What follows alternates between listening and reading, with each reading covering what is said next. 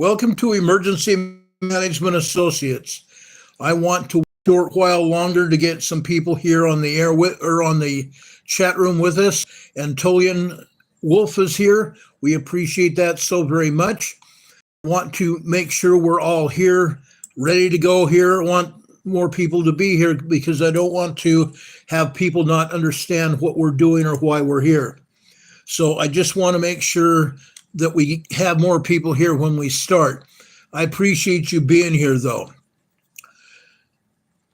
Demon Catman from east of England is here. Thank you so much, Demon Catman. Hello. Virginia Ortega is here. Thank you so much. Aubrey is here. Welcome, everybody. We appreciate that.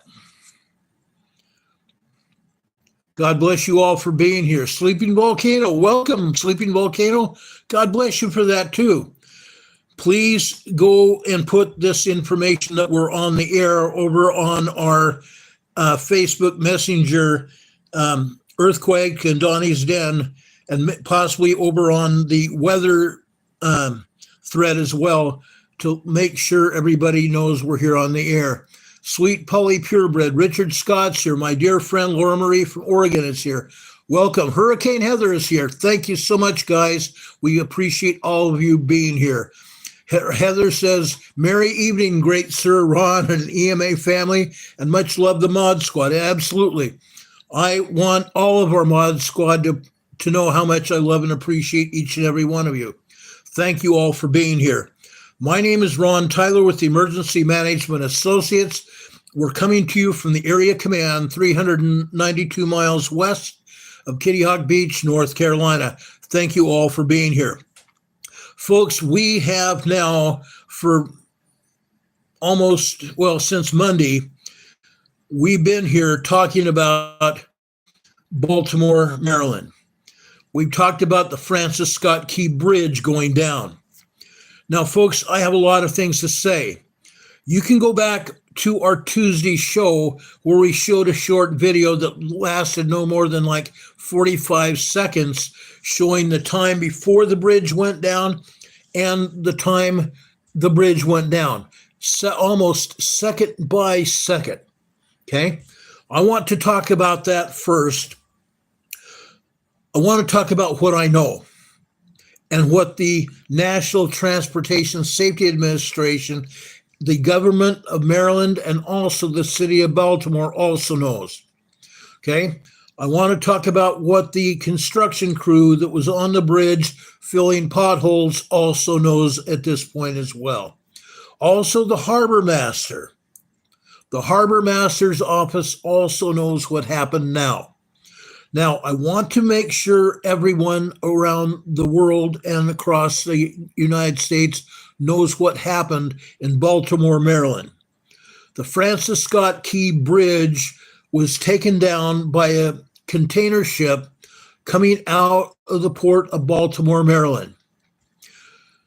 The harbor master's office put 2 people on board that ship to guide that ship safely out of Boston Harbor, down the river, down through the Patoska River, out to sea.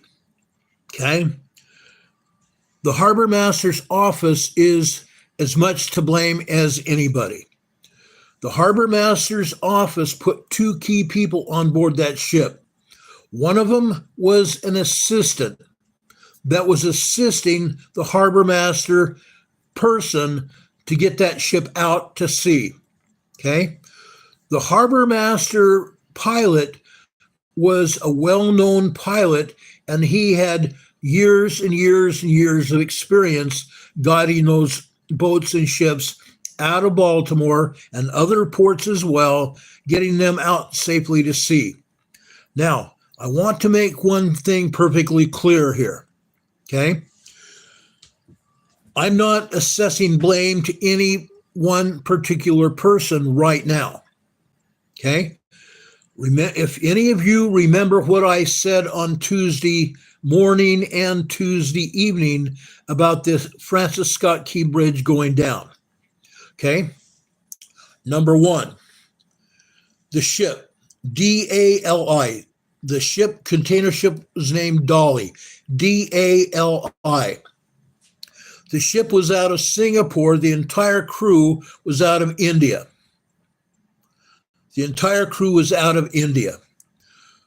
Tuesday, after the collision with the bridge and the bridge going down, 6 people going down with the bridge that were working on the bridge. Okay. The harbor master pilot and the captain of the ship, we still do not have names of those people, guided that ship, and they were guiding it wrong. Okay. Now, if you remember what the video that I showed you on Tuesday, and there's videos all over the internet right now showing you what happened. The ship was not going down the path, along the river path, that would have taken it safely out to sea. It was hugging the one side of its shore. I don't care if the ship was having electrical problems or not. Okay? It was not centered in the middle of the river to be taken through the bridge. It was too far off to the side. Okay? Off to the south side of the river. Now, this bridge had 4 sections to it. One of the key sections of that bridge is where the container ship hit the pier. I want to make that perfectly clear as well. Now, with that said, I am going to be posting pictures on our community page on YouTube after this program. I'm going to be putting them in our Facebook Messenger threads to show what happened and show what could have been prevented, could have prevented this entire incident. Okay? The engineering was wrong. The engineering was very bad. Okay? Yes, the bridge had been there for eons. Okay? I'm saying that. The Francis Scott Key Bridge has been there for a very, very long time.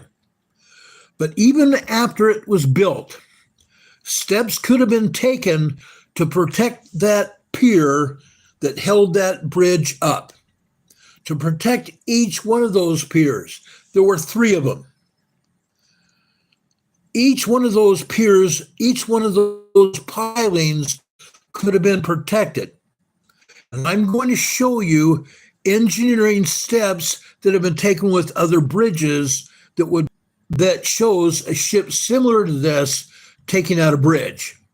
Besides that, okay? Besides that, there have been many other bridges that have been taken down. But this could have been easily prevented. Number 1, steering the ship down the middle of the waterway. It was not down the middle of the waterway like it should have been. The container ship Dali had the engine serviced when it was in port in Baltimore. Prior to it headed out to sea, the engine had been worked over. Okay? So everyone can say, well, Ron, the engine went out because there was an electrical system failure. Every ship that has been built in recent times, for decades now, has a backup generator. Every ship has a backup generator. And within seconds, that backup generator should have restarted the electrical parts of the ship. That obviously did not happen with the Dali. If you remember my video on Tuesday during the day and Tuesday evening, it showed the lights flickering and then going completely off, then coming partially on just before the ship steered right into the piling that was holding up the bridge. Okay? The ship had been going too close even to avoid that piling, but then, guess what? It veered to the right and went directly into that piling. It absolutely did. Okay? So what I'm saying, they can blame steerage for being the problem with that ship hitting the piling. They can blame whatever they want. What I'm saying right now is this catastrophe could have been prevented. It very much could have been prevented, and it wasn't. Steps were not taken all over the place. From the boat to the engineering of the bridge or post-building bridge adventures, meaning building engineering steps for that bridge to have been avoided, to have avoided this catastrophe. Steps could have been taken to avoid it. Absolutely so. Now, I have done a lot of research. I've been all over the internet. I've been all over the contacts that I have in the military and in the government. Blame could be had in a variety of instances. Any individual person could be to blame. I'm just saying that. Now, earlier today, I was on NCWQ News, World News and Disasters Explorer, late this morning into this afternoon. I briefly touched on this very same topic, but I want to make sure that everyone knows what went on. Okay? NCWQ says buffering is strong with this one. Okay? Betty Zoom says they claim the ship was really not road ready to go out to sea. That's a possibility. But if that was even possibly the case, it should never have left the pier. It should never have left the pier where it was moored. Like I said, they performed engine maintenance while it was in the Port of Baltimore. So if they said it wasn't safe to go out, they should not have moved it. Number one. Number two, the harbor pilot knew the rules of the road in this case. He was in charge of the dolly at this point in time when this accident happened. I don't really give a flying rat's frosty keister whether the power went out or not. Because at this point, the electrical system, the backup generator, did not restore electrical power to the helm of the ship. Was that purposeful? Possibly. The engineering crew? Possibly. Did the pilot know what was going on? And I'm talking about the captain.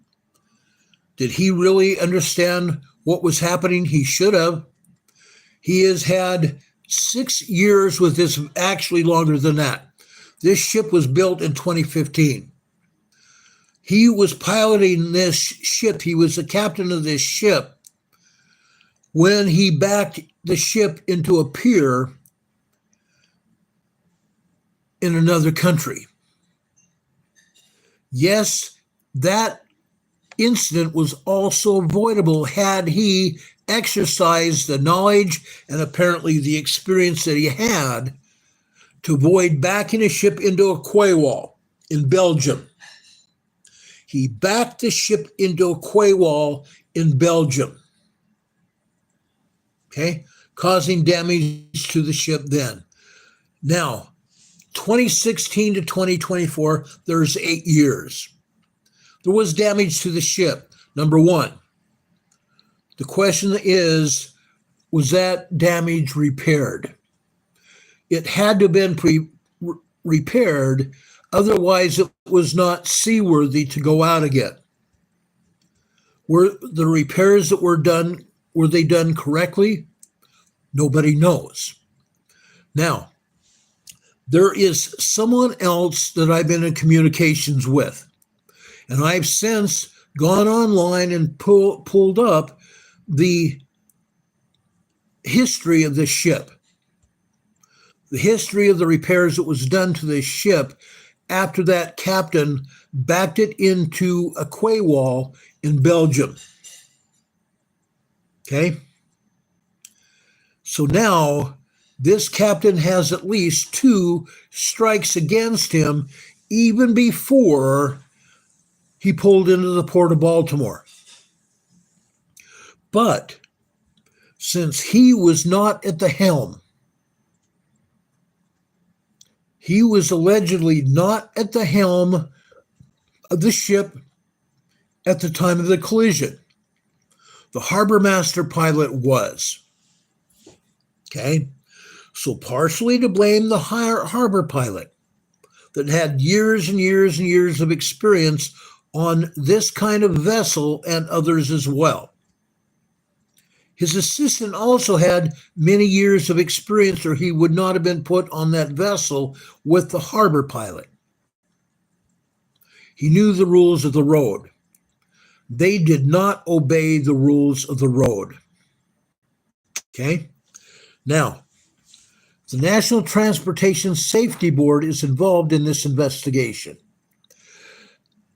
The other day, on Tuesday, the NTSB pulled into Baltimore, and the head of the NTSB said in a press conference no one was to make statements about things that they didn't know until there was enough evidence to say what happened or didn't happen. Okay? But a lot of us, like myself, have done enough investigation to know that some things went wrong that caused this ship to veer into that bridge piling and bring it down. A lot of things went wrong. I want to talk about those things tonight. I want to acknowledge everyone that was involved. The harbor master was involved.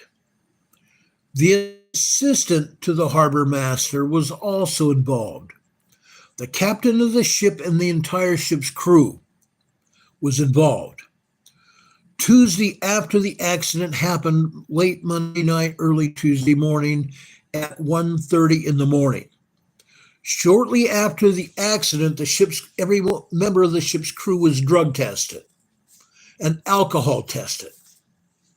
There are no results yet released about those drug and alcohol tests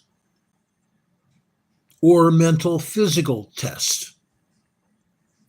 None of that is available to anyone right now.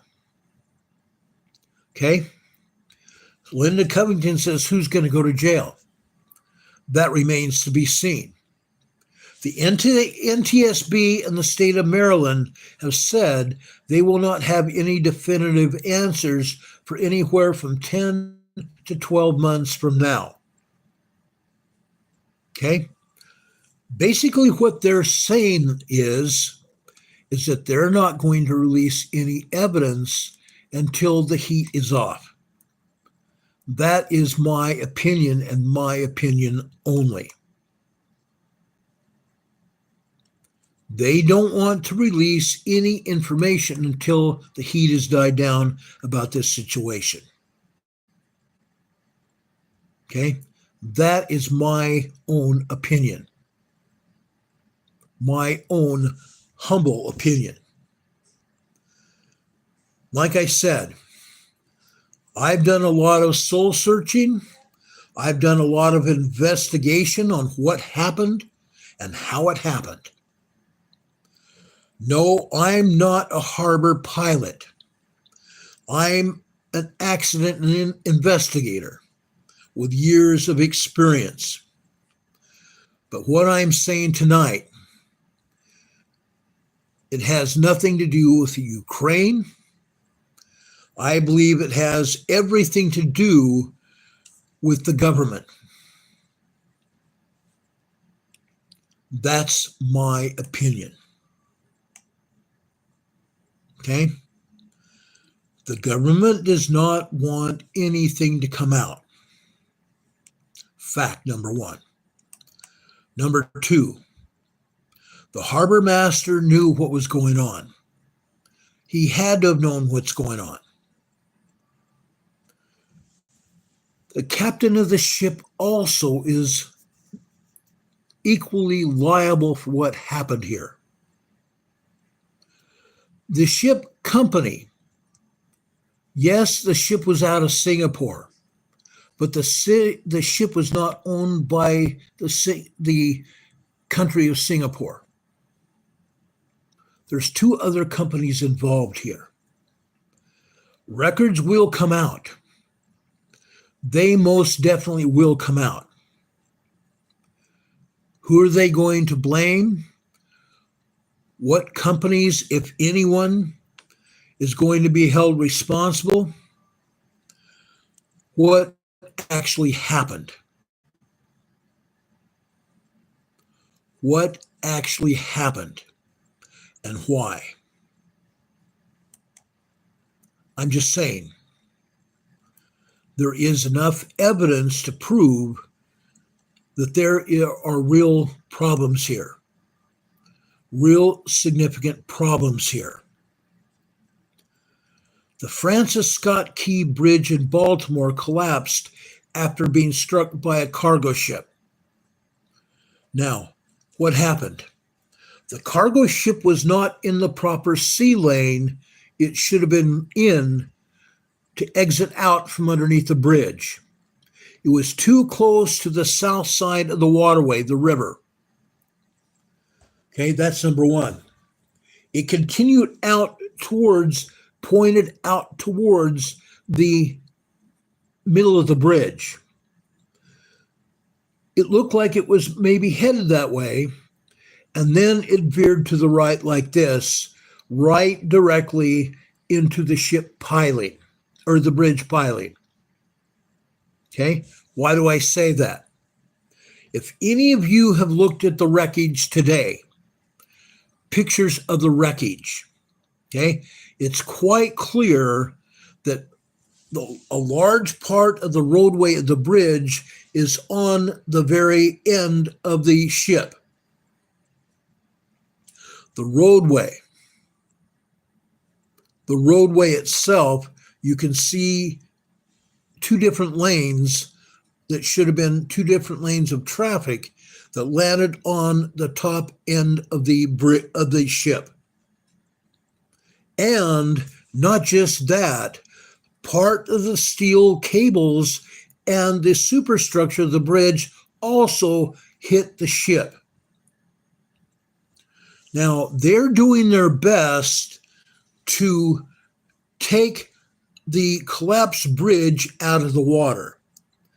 Today, there was a huge crane on a barge that made its way over to where the bridge is sitting in the water. Probably tomorrow, they will hook a cable coming from the crane and try to lift parts of the bridge out of the water. It's going to take probably close to a year for everything to make it out of the water. Close to a year.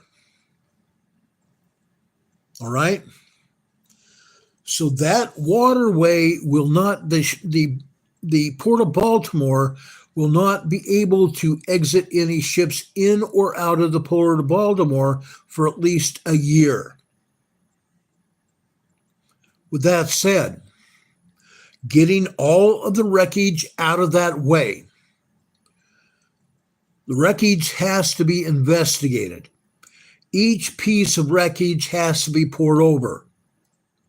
Number one, the investigation crews from the National Transportation Safety Administration, the state of Maryland, the FBI, and many other agencies are going to want to pour over every inch of the bridge.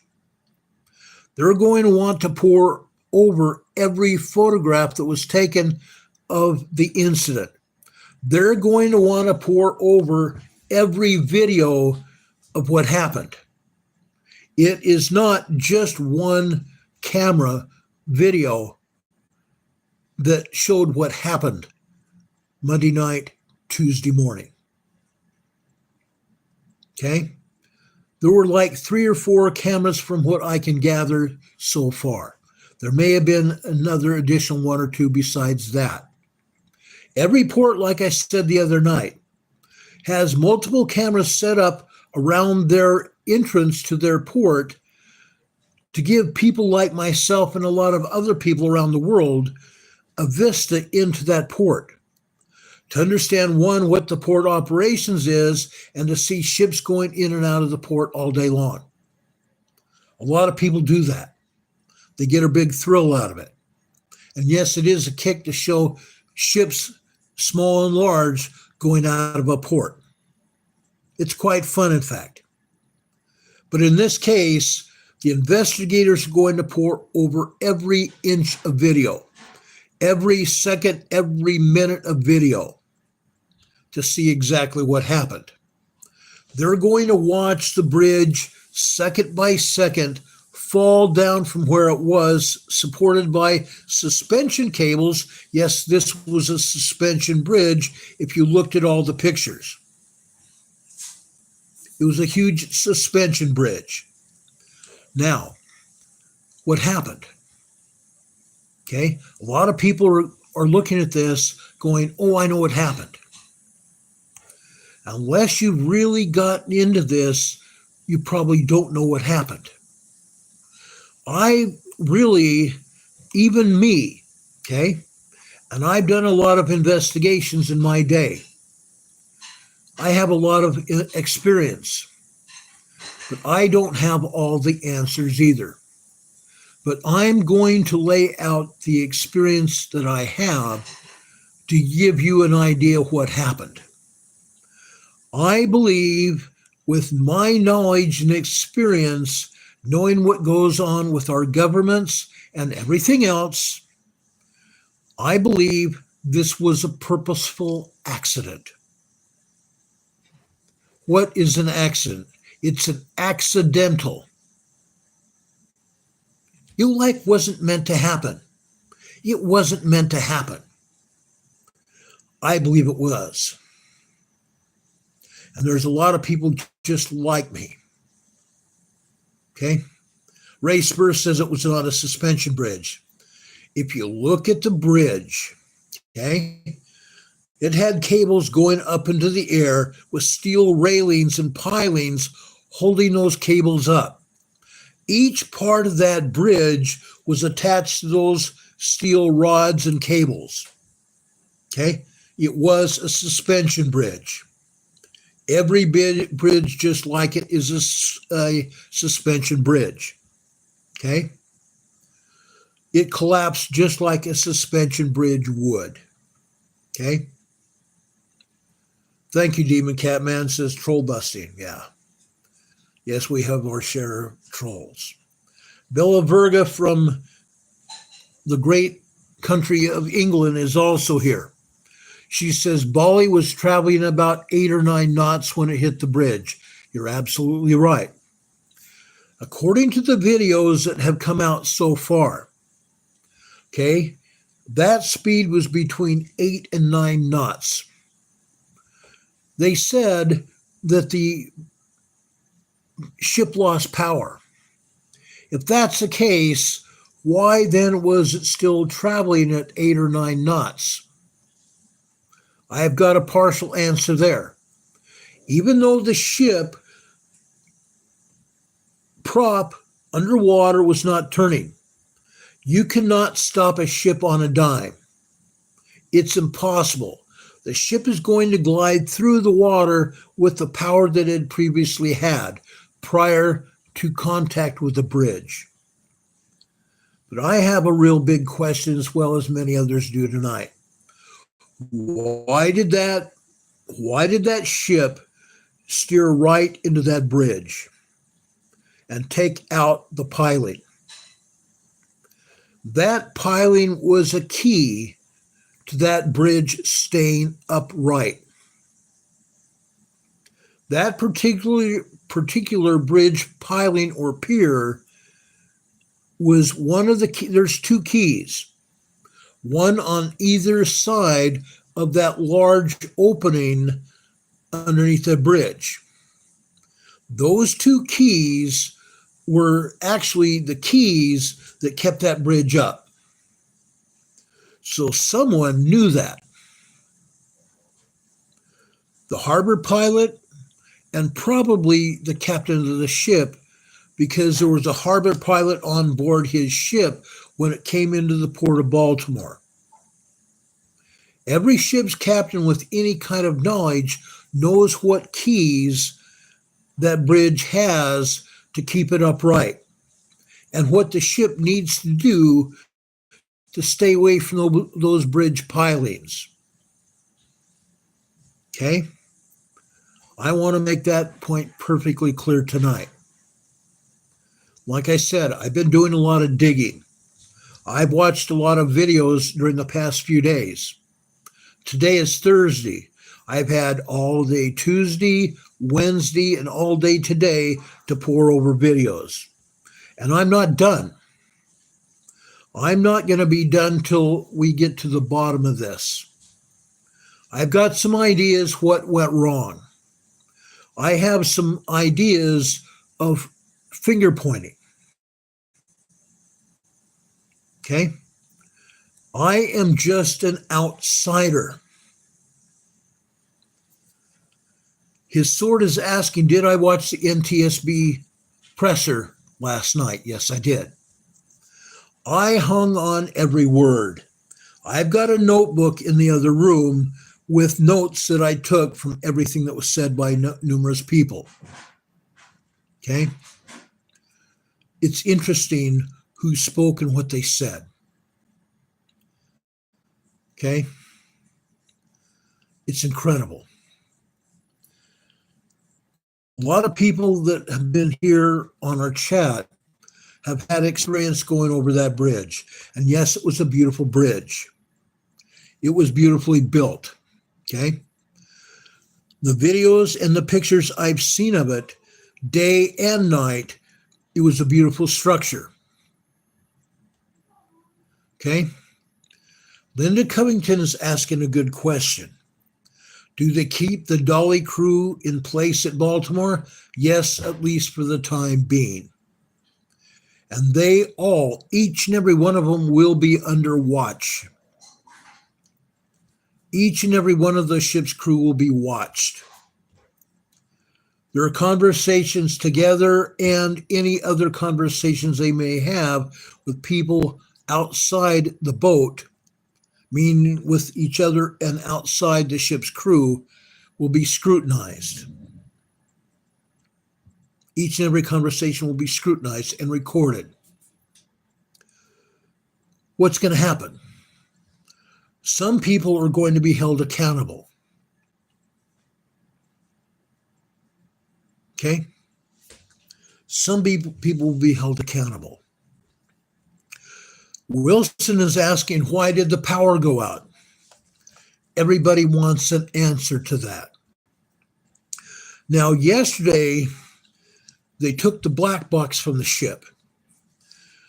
The black box from the ship is not the same kind of black box that you'd see inside of an airplane or a jet or a fighter airplane from the military. Each of those airplanes, jetliners, have different kinds of black boxes. This is just a little bit different.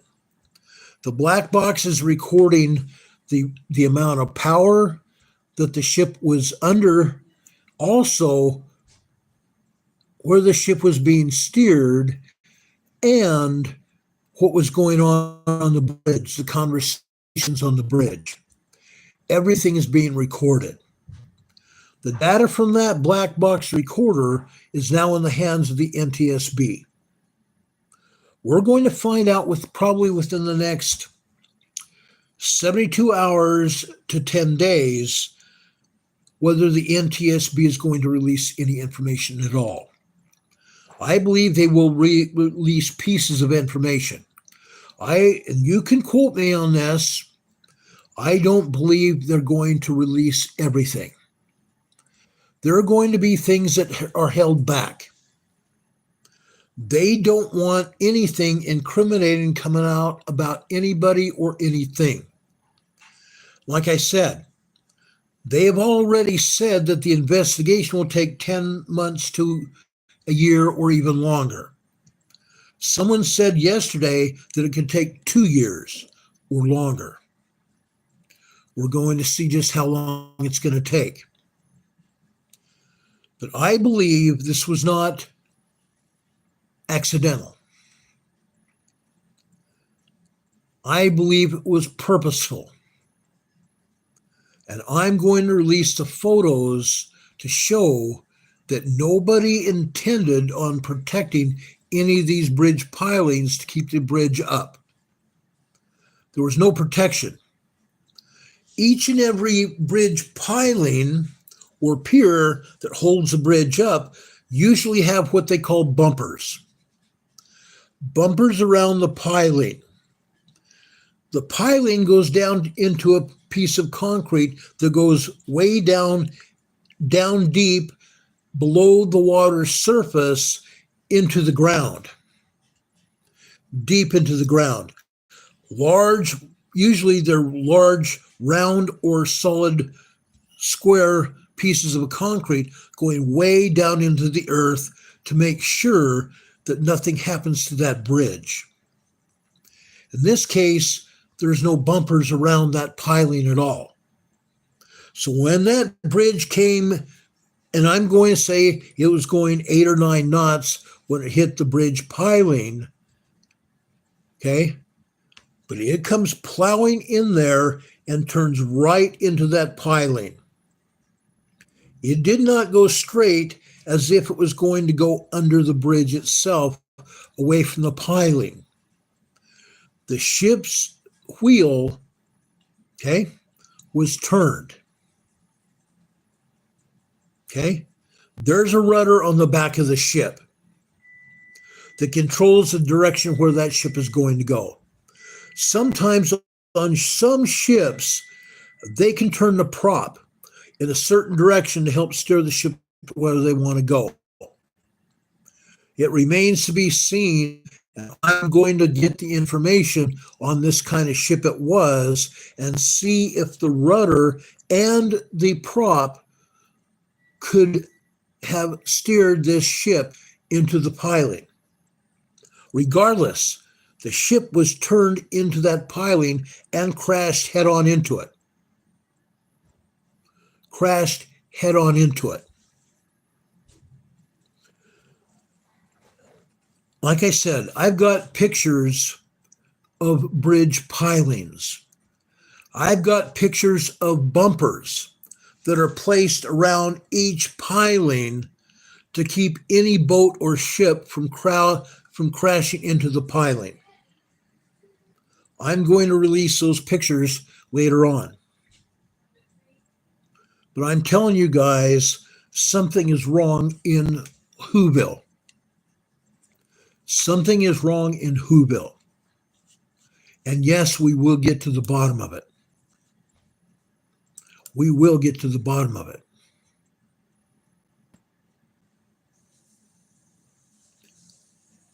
I'm asking each of you to be very careful with what you say in the chat.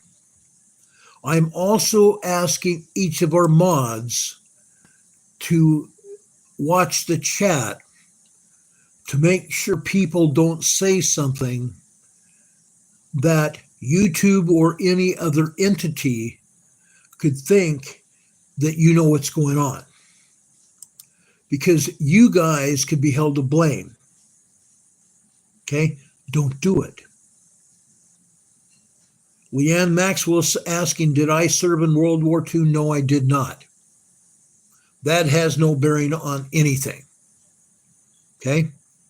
Yes, I have studied World War I. Actually, I studied a lot of wars. The War of 1812. I studied the Civil War. I studied the American and Mexican War. I've studied World War I, World War II, the Vietnam War. I've studied the Gulf War. I've studied all of the wars that we've had, including the Russian war in Afghanistan before the U.S. even got involved in Afghanistan. I have studied a lot, okay? Cat named Dog says, you can't be that old. No, I'm not. But I have studied it. I have worked on it. I've always been a fan of history. I've been a fan of history and I've studied things. Okay? Lyle Wiley is saying in the chat that he knew from the first time he saw the clip of the barge hitting the bridge, it looked deliberate. And yes, it does. Ships do not cross or smash into bridge pilings unless someone on the bridge of the ship, and I'm talking about the control room of the ship is called a bridge, the ship's bridge. It was steered into the piling. It was purposely steered into the piling. I don't care whoever says that it lost power and the ship automatically steered into that bridge. No, it did not. Someone turned the rudder. Someone had to turn the rudder. The power that the ship had before it made contact with the bridge was the same power that when the rudder was turned, it guided the ship right into the bridge. Okay? Marvin Manson is saying, Ron, I have so many questions. I bet you do. I bet you do. I've done a lot of investigation on this, and no, I'm not an expert. I've only investigated 2 ships where they collided with other ships. I've had a plethora of traffic accidents that I've studied and analyzed, investigated, and came up with the culprit of what happened at each and every one of them. I have recreated accidents all over the place to find out who is responsible. This is going to be an interesting collection of data. Will we find out exactly what happened over in Baltimore at 1:30 a.m. Tuesday morning? We may or may not. I believe there's going to be a cover-up. I honestly believe there's already a cover-up that's going on. Okay? That's my honest to God's truth.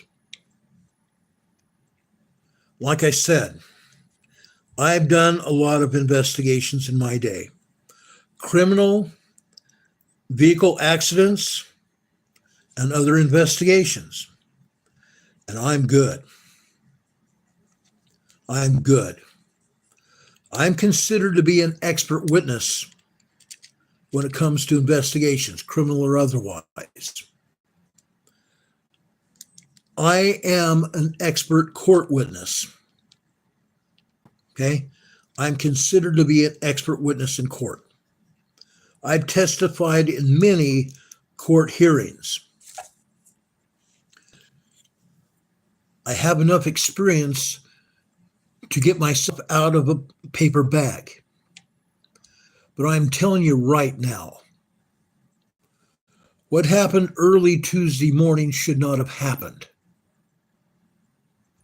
There are a lot of questions yet to be answered. There's a lot of knowledge out there. Again, the bridge is still in the water. There are still 4 more men down there, possibly inside of vehicles down underneath the bridge. because as the bridge fell, it turned. The superstructure of the bridge is holding those vehicles in place. The divers, Navy, government divers, have not been able to get there to retrieve those bodies yet because of the bridge entanglement. The bridge will be moved. There's going to be not just that crane that was moved into, many other cranes will be brought in to assist in lifting that bridge out of the water and putting that bridge on a barge and taking to a pre-designated place to be possibly attempted to be reassembled in some fashion or another to figure out exactly what happened and why. Why did that bridge disassemble itself the way it did in the water? As you saw the video from that one camera looking at the bridge, when that ship pulled into it made that right turn and pulled into the bridge piling. As we look at the bridge front on, we see the left side of the bridge go down first. The cables on this side of that bridge that went down were pulling on the cables from the other side of the bridge next to it. Okay? That piling held up this side of the bridge and also was responsible for holding up this other end to that particular piling. When the piling was disabled, that left side of the bridge went down and the left side of the bridge superstructure pulled the other down. Okay? It's a fulcrum event. Then over on the other side of the bridge, okay, this side of the bridge was sticking up into the air. The left side of the bridge was down into the water like this on top of the ship. Both sides of the bridge were on top of the ship like this. Okay? Then, because this side of the bridge was still up on the other piling way over here, guess what happened? The superstructure from this side of the bridge helped pull away from that other side. Okay? Then it collapsed like this. Of that bridge was down. That bridge was pulling it down. And all of a sudden you saw this side of the bridge go like this. And then it went down. Okay? That's how it collapsed. I was trying to give you an idea of what happened and how fast it happened. The entire bridge collapsed like it did in the bridge was, and also but the way the bridge was made. The superstructure collapsed. One thing led to another, that led to another, that led to another. But within a matter of seconds, the whole bridge was gone. Like I said, the pier right here that was struck was a keystone to the bridge. The second pier over here was also keystone. The ship was supposed to have gone right between those two piers, and it did not. It was steered right into this piling. It made a right turn right into the piling. Regardless of whether there was power behind the boat, which there was. The boat, like I said, cannot stop on a dime. Okay? No boat like that is going to stop on a dime. It was going at least 8 or 9 knots when it hit the bridge, hit the piling. It's not going to stop. Even if the ship had power and the ship's captain or the harbor pilot said all engines reverse thrust 100%. I don't remember the term that they give, but it's a reverse thrust on the thrusters and the main prop engine. They can only slow it down a small bit. It's not going to stop on a dime at all. But someone steered into the pier. That's what happened. That is what happened Monday night, Tuesday morning. All of you have been asking a lot of great questions. I'm going to try to give you answers here. Tim Bellwood, one of my dear friends from long time ago, just gave us a $20 super chat. He says, "Hi, Ron, keep up your great reporting, Tim." Tim, thank you so much for that $20 super chat, and thank you for keeping us going here. I appreciate that. Richard Smith put out here in the chat, "Never let yourself get boxed in anywhere. Always have an escape. Bridges are baffled." Fact. Okay. Gary Woodruff is put in a chat. It was an accident, plain and simple. No Bigfoot, no flying saucers, no mermaids, no Loch Ness monsters. This man is full of it. Oh, really? How can I be full of it when I've investigated other accidents and I've come to a great lot of information? Okay, that's impossible. Number two, you have no clue what you're talking about at all. Sorry, not going to happen. Not now, not ever. Sorry about that. Yes, accidents happen. That's very true. But in this case, guess what? I know a little more than what happened. Okay? Yes, I'm going to get to the bottom of it as much as anybody else is. Okay? I'm going to do my best. I guarantee you that. That's what I've been doing all my life. I've been doing the best. And I'm going to continue that. Now, someone else said here, there are horrors beyond belief. Okay? I've seen stuff happen.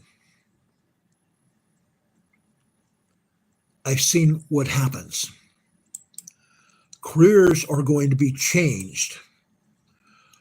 Lives have been changed already. 4 people have lost their lives. 4 people have lost their lives as a result of what happened early Tuesday morning at 1:30 a.m. Now, I want to say something else, a little bit more positive. The law enforcement officers over at either end of the Francis Scott Key Bridge, when that ship engines were no longer turning, they radioed the harbor master's office. "We have problems. Please tell the people on the bridge to get off the bridge as soon as possible." Law enforcement was notified to cut off traffic on either side of the bridge. They did that. One person, a truck, and if you look at the videos, and I will try to get film of the video again for tomorrow night to show you what happened, but there was one lone truck that made it across the bridge before the bridge went down. It made it across the bridge 30 seconds before the ship struck the bridge and the bridge went down. There were several people still traveling across the bridge when the ship first put out the Mayday call. Right now, those residents of Baltimore are the luckiest people to be alive right now. If they had waited even mere seconds, they possibly could have been killed. if it was not for the first responders that flew out there, and I've heard the radio calls to the first responders from the dispatch centers. They got the word from the harbor master. Stop the traffic. One officer you could hear flying down the road at a high rate of speed, and all of a sudden he flipped his lights and siren on, and he was out there. There were other officers that already tried stopping the cars and trucks from crossing the bridge. He was very successful. The other officer got there and stopped the traffic on that end of the bridge. The first responders here are heroes. They prevented many other lives from being taken. And for that, I take off my hats to you and salute you. You saved many lives Tuesday morning. And those families are very grateful for your service. They're grateful not just for your service, but for what you did that morning. Other people were also notified. The Baltimore Diving Association, the Harbor Master's office also had skilled divers. The U.S. Navy had skilled divers. The United States Coast Guard had skilled divers. The military entities in that area also had skilled diving teams, as well as the police department diving team. Okay? They all got into the water to do a job that possibly no man could ever want to do. How would you like to be the diver that's asked to get into 40-degree water, number one? Yes, you've got a wetsuit that's going to keep you somewhat warmer than the rest of the water. However, you're going to go down into that water to try to save lives, not knowing what you're going to find once you get in there. Many of those first responder divers had had experience with this very same thing. Some of them may not have. They all are heroes today. They all are heroes today. Now, I want to give you some information, at least some partial information. Again, the Francis Scott Key Bridge in Baltimore, Maryland collapsed after being struck by the container cargo ship, DALI, Dolly. 2 bodies were recovered so far. There is at least 2 others still down under the water. The victims were identified as Alejandro Hernandez Fuentes from Mexico, living in Baltimore. The other man was named Dorlean Ronaldi Castillo Cabrera from Guatemala. Those are the men who were recovered from the wreckage. Okay? If you remember what I said yesterday, they were in a truck, and divers had a hook trying to pull that truck away from the wreckage, and they were unsuccessful. So they broke the windows of the truck to gain access to the 2 men inside, and they recovered the bodies and brought them out of the water to the medical examiner's office. Okay? So those divers that did that were heroes as well. Those 2 men were identified. They were part of a 6-man crew that were working on the bridge. 1 man went down with the bridge into the, while 2 men went down with the bridge into the water.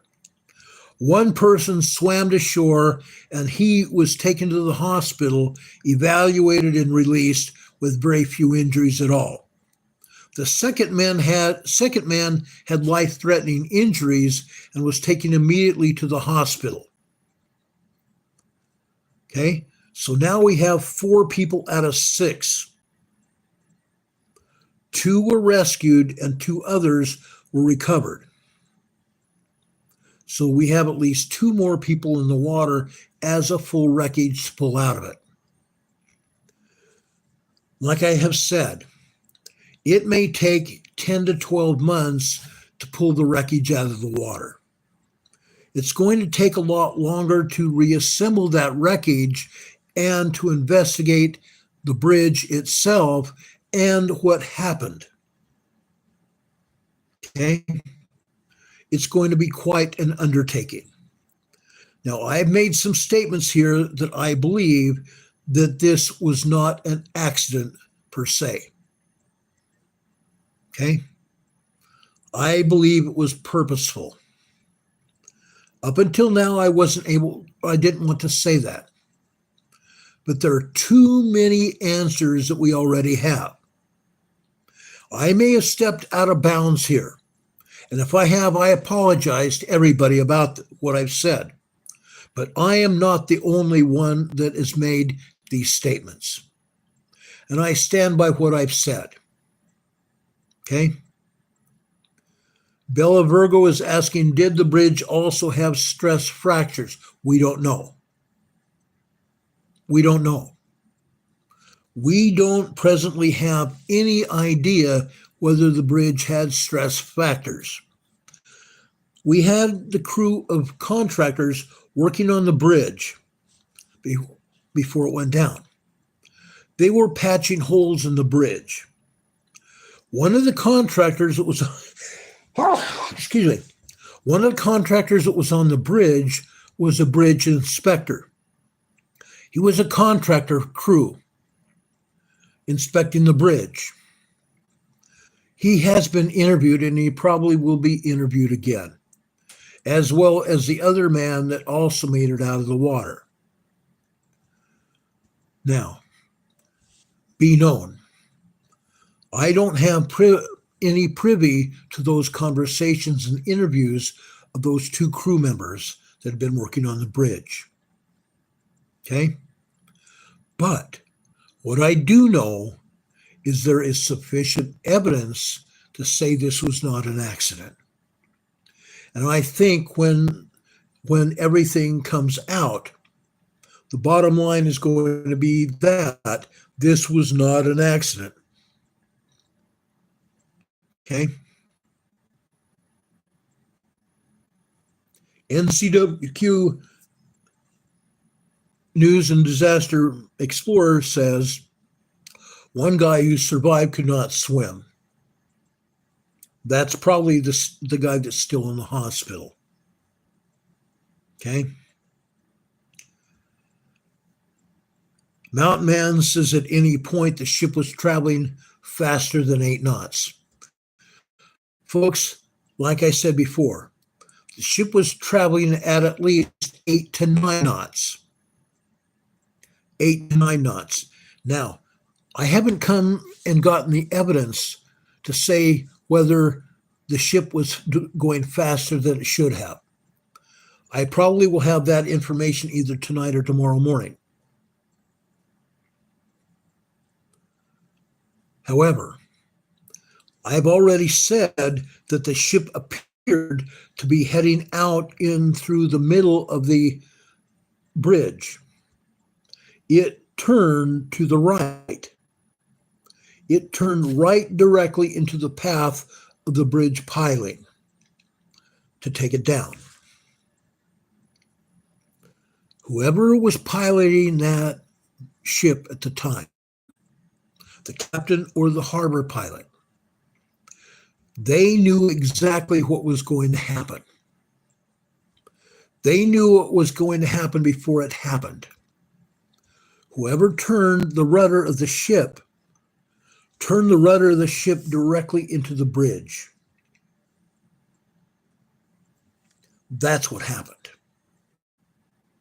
It looked before like it was going to head out towards the middle of underneath the bridge. Then it turned to the right. Okay? Even at 8 or 9 knots, if the rudder had not been steered, it would have gone straight, probably underneath the bridge without incident. But that's not what happened. Sandra Underthinner is saying apparently ship driver was from Ukraine. No, it was not. Absolutely wrong. I figured that out yesterday. I did an extensive search to find out the origin of each member of the crew.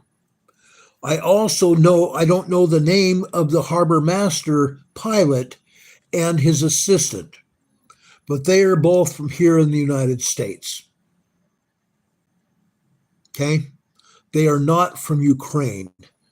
Not now, not today, not yesterday, not ever. The 22 members of the ship's crew are from India. Okay? We know that for a fact. Richard Smith is saying, and we're going to go into the earthquakes in a few minutes. Richard Smith from over in Eastern Canada, Nova Scotia, Canada, is talking about a 3.7 magnitude earthquake in the Cook Strait, right down the middle between the North and South Island of New Zealand. It's called the Cook Strait. A 3.7 earthquake happened there. There already before today, before right now, not today, but before this minute, there were already 2 earthquakes over there in the Cook Strait between the North and South Island of New Zealand. I've also looked into that today. Did you know that there were 36 earthquakes in New Zealand today? 2 far down to the southwest on the South Island. Okay? All the rest of the earthquakes there were 3 earthquakes in the Cook Strait, and all the other earthquakes were either on the North Island or north of that. Okay? If I remember right, there were at least 4 earthquakes in the Bay of Plenty, what they call the catcher's mitt, to the north of the North Island. It's called the Bay of Plenty. They call it a catcher's mitt because it looks like a catcher's mitt. There were also 2 other earthquakes up there in the Kermadec Islands. One was a 4.1 and the other was a 3.7. 2 earthquakes near the center of the North Island around a volcano. Did any of you know that there is a volcano? Well, there's several volcanoes on the North Island of New Zealand, but there's a super volcano there. It's called Taupo Lake. Taupo volcano is a super volcano there in the center of the North Island. There was an earthquake just to the northwest of Taupo Island or Taupo Lake, and one just south of there on the southeast side of Taupo Lake. 2 earthquakes. 2 earthquakes. What happened? That volcano was also recharging. That volcano in New Zealand has been recharging for a very long time. We have seen earthquakes around Taupo Lake for the past 3 years. A year ago, there were so many earthquakes and tremors around Taupo Lake that they thought the volcano was going to erupt. A lot of the earthquakes and tremors around Taupo Lake have calmed down. They haven't ended, but they have calmed down. Presently, there is no warning of any kind or any advisory that Taupo volcano is going to erupt. But there are still enough earthquakes happening around that area to know for a fact that Taupo volcano is recharging.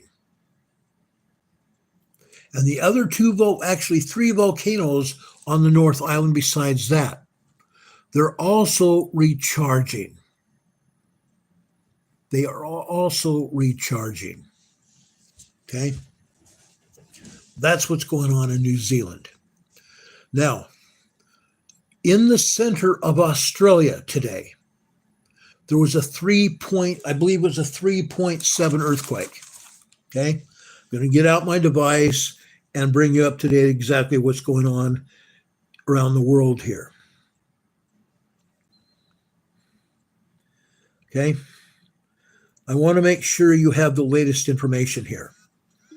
I'm not going to try to speculate or anything like that, but I'm going to give you the information that you want to hear, or whether you want to hear it or not.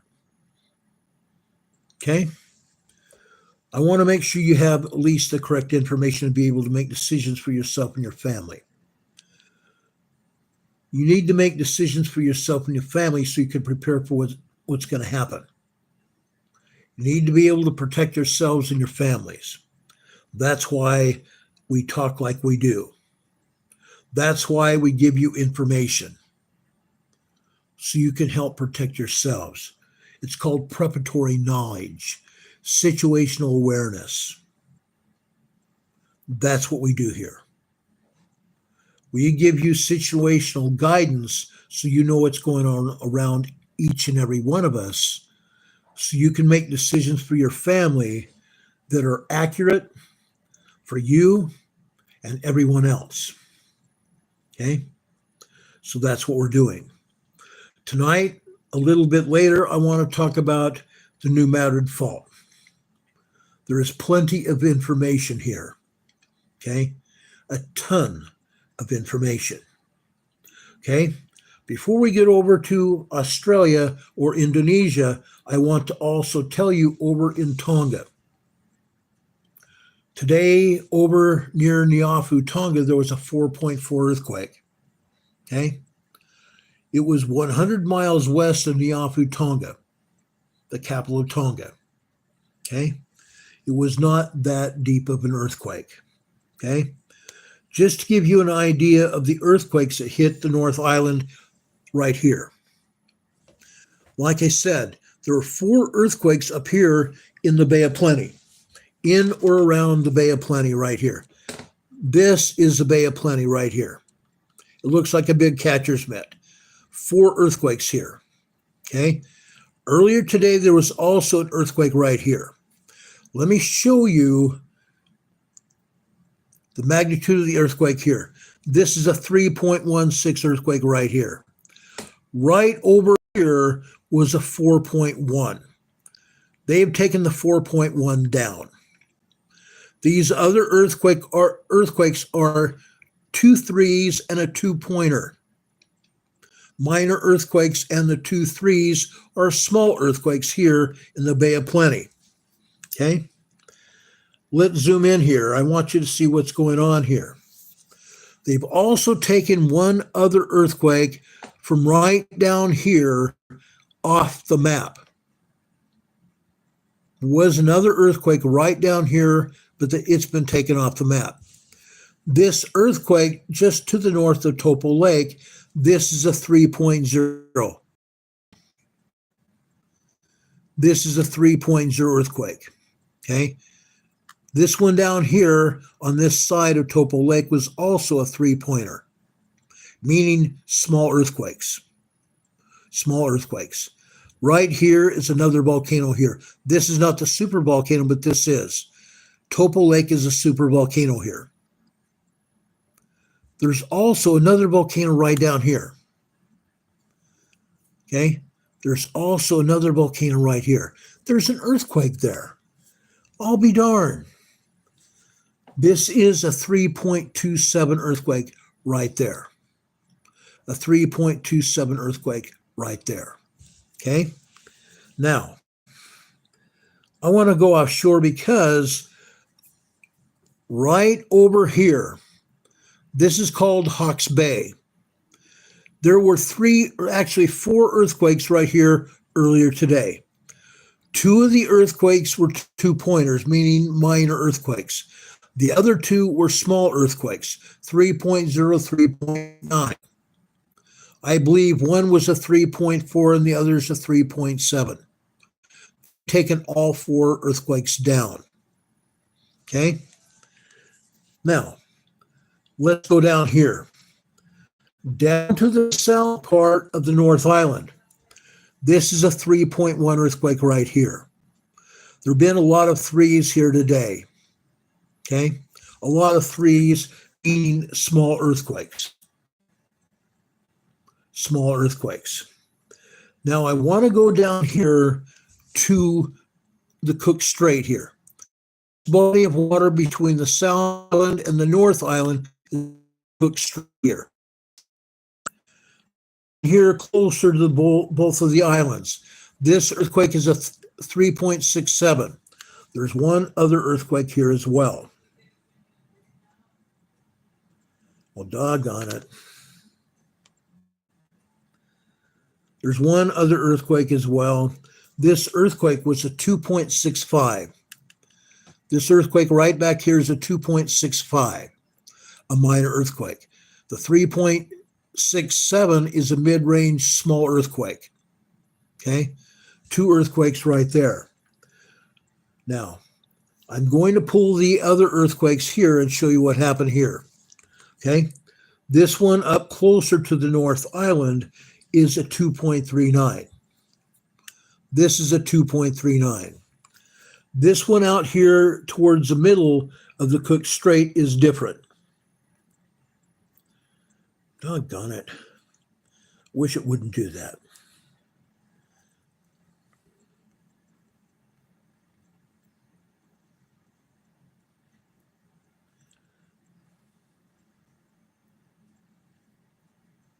Just a second, I'm trying to get rid of bad stuff here. Well, it's not bad stuff. It's not nasty stuff, but it's stuff that I didn't expect it to pop up here. Okay, there we go. Okay, I want to show you this earthquake here. This is a 2.71 here. Mid-range 2 here and a 2.71 right there. Okay, so that's those two earthquakes. So now I've shown you 4 earthquakes over there in the Strait of, or the Cook Strait.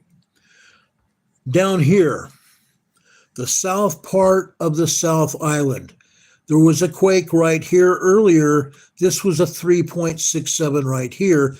Let me show you the strength of this earthquake that they kept here.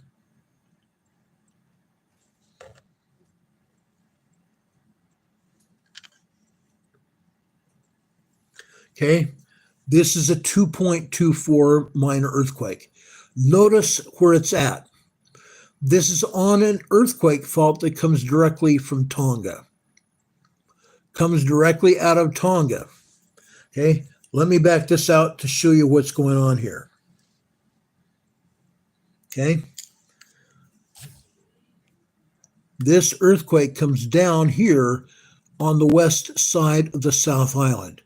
It comes over here, cuts through the South Island right here, and it continues its journey to the north. It continues its journey right here, all the way up to Tonga right here. Okay. Then we have Fiji right here. We have the Solomon or Vanuatu, and then the Solomon Islands right in here. Okay. So the origin of some of these earthquakes are from Fiji and Tonga. Okay. Let me show you something. See this earthquake fault right here? Watch where this earthquake fault goes. Comes right down here to the Kermadec Islands, right? We have 2 faults going around the Kermadec Islands, one here and one here. Okay? This one is coming out of Tonga all the way down to the southern island here. I show you that. This one from Fiji, okay, it goes right down. Doggone it.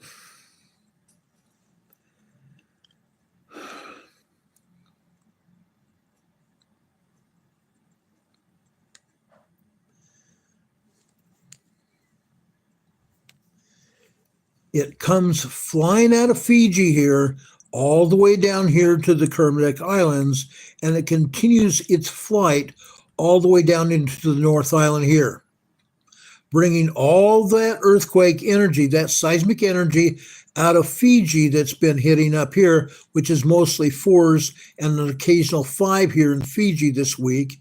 All that energy's been feeding down here to the North Island. Okay? That's where all this energy has come from that I just showed you in New Zealand. Okay, now let me go over to Australia. USGS is not showing this earthquake. Okay, you can only see it on the EMSC map, or in this case, My Earthquakes app. My Earthquakes app, that's what it's called. Okay, folks, this is in the center of Australia. This is a 3.4 small earthquake in the center of Australia. Just a small mid-range 3. All it is a small earthquake in the center of Australia. USGS is not saying word one about it. Not a word. Okay? It's sad. Okay? Now, for the first time this week, this is Papua New Guinea. There are no earthquakes supposedly here, not from the USGS or the EMSC European Agency, but over here, this is Indonesia. This area right here is all Indonesia. Guess what? USGS is showing like 2 or 3 earthquakes here. There are 26 earthquakes here throughout Indonesia today. USGS showing 3. Plain and simple.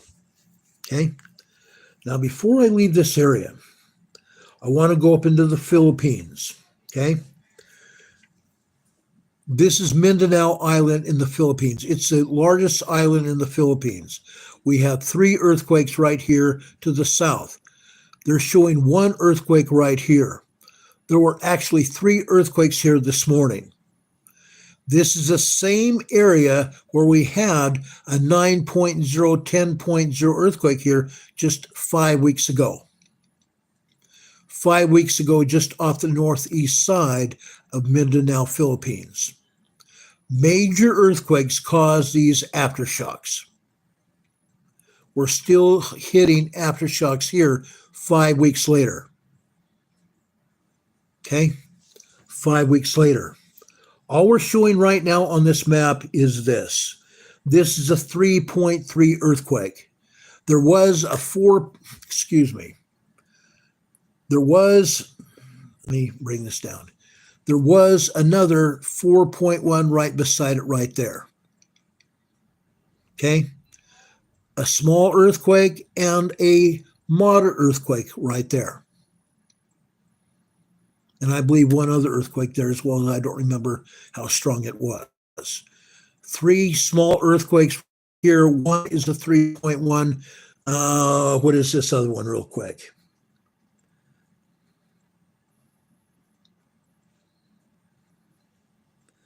Oh, doggone it. This is a 3.7 right there. A 3.1 here, and this one is a 2 right there. Okay. Now, in the Philippines, this is Luzon Island. Down here to the south in Luzon Island, we have a 3.0 and a 3.2, small earthquakes. A 3.0 and a 3.2 right there. To the north side of Luzon Island, this is a 3.1 here. The one just north of that is a 3.0. Directly between Luzon Island, Philippines, and Taiwan right there. Okay? Let's go into Japan. Okay? There are 3 earthquakes missing here. Since other earthquakes right here, showing 1 here. There were 3 earthquakes here today. There was a 3.1, this is a 3.0, and there was a 2.67. This is Noto Peninsula. Noto Peninsula. 4.5 weeks ago here, we had an 8.4 earthquake. A major 8.4 earthquake right here, just to the north of Noto Peninsula. 300 people were killed here on Noto Peninsula. Over 300 people were injured from that quake.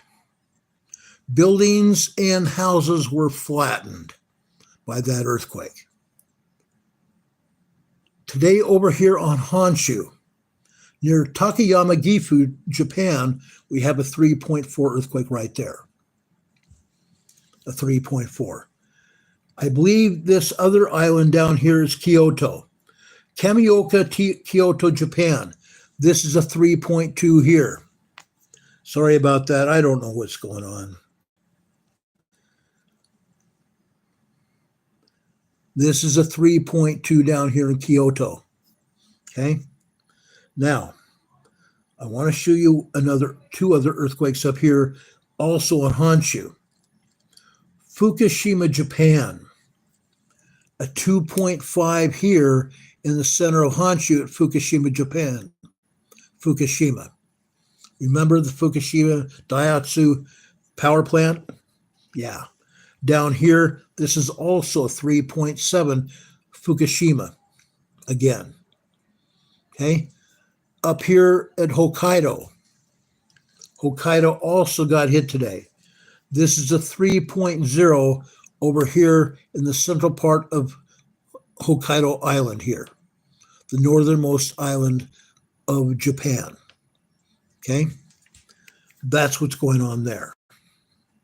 Now, I'm going to take you through the Aleutian Islands really quick. Okay, I want you to see what's going on. Okay, north of Hokkaido down here, this is called the Kuril Islands. They're not showing any earthquakes in the Russian-owned Kuril Islands here today. Usually there are 4s or 5 magnitude earthquakes in this area. This is Kamchatka Peninsula.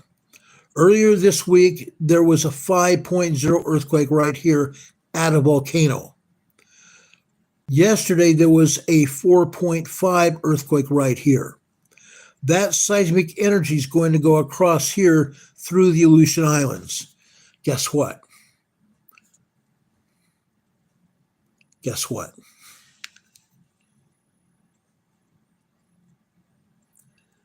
Well, come on. They're not letting me show you this earthquake or the strength of this quake over here in the Aleutian Islands. Here it is. This is at Atka, Alaska. Atka, Alaska. This is a 1.81 tremor. This is a 1.81 tremor here in Atka, Alaska. Not a big deal. But we still have a lot of energy here in the Aleutian Islands. A lot of energy. Okay? Like I said, we have a 5.0 over on Kamchatka Peninsula, and yesterday, just east of the Kamchatka Peninsula, we had a 4.5. That is a lot of seismic energy. Look what's happening down here in the peninsula of Alaska. We've got like 15 earthquakes right here and 2 others right here. These are at volcanoes. These 2 are at volcanoes. Okay? One of these earthquakes, if I can bring it up here, guess what? It's not going to let me bring up the total magnitudes here. But you can see what I'm talking about here. All this seismic energy going up through the peninsula of Alaska into southern Alaska here. That's a lot of energy. USGS is not showing even half of this. There are 60 earthquakes here in south central Alaska here. 60 earthquakes throughout this entire area. Okay, that's what's actually going on. Down here, okay, again, this is Old Ililama volcano, and we have 2 earthquakes right here. Okay, 2 earthquakes if they'll allow me to show it. One is a minus 0.74, meaning above sea level. Above sea level.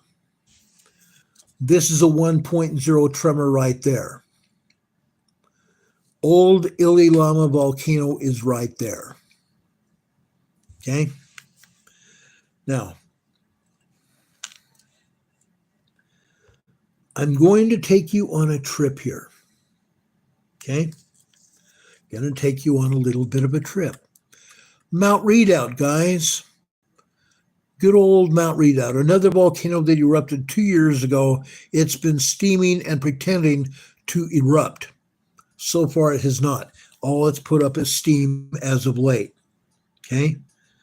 Down here, just south and east of Mount Redoubt, we have a 1.6 tremor right here. Okay. North of there, Nikiski, Alaska. This is a 1.0 tremor.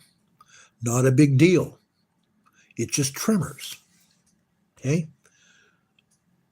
Again, this area of Alaska, this waterway, is called the Cook Inlet, coming into Alaska here.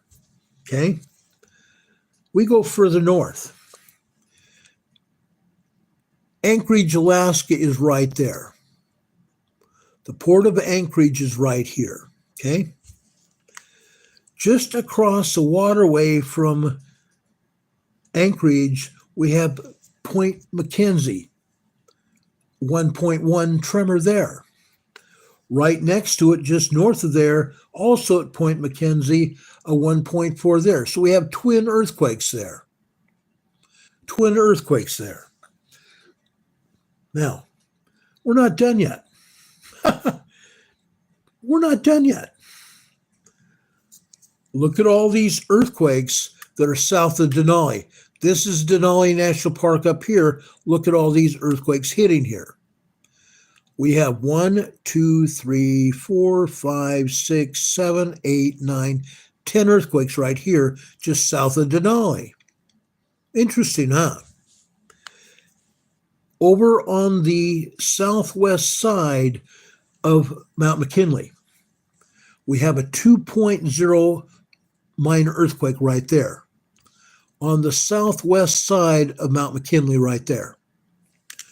Earthquakes around it. To the northeast, we have a 2.4 earthquake in Denali National Park. A 2.4. Just north of Mount McKinley, we have another 1.3 earthquake, tremor. Okay, just north of there. Here's a 1.8, just tremors. Okay, so we have a good-sized earthquake near Mount McKinley, and tremors going north. Oh, excuse me. Look at all these. Oh, darn it.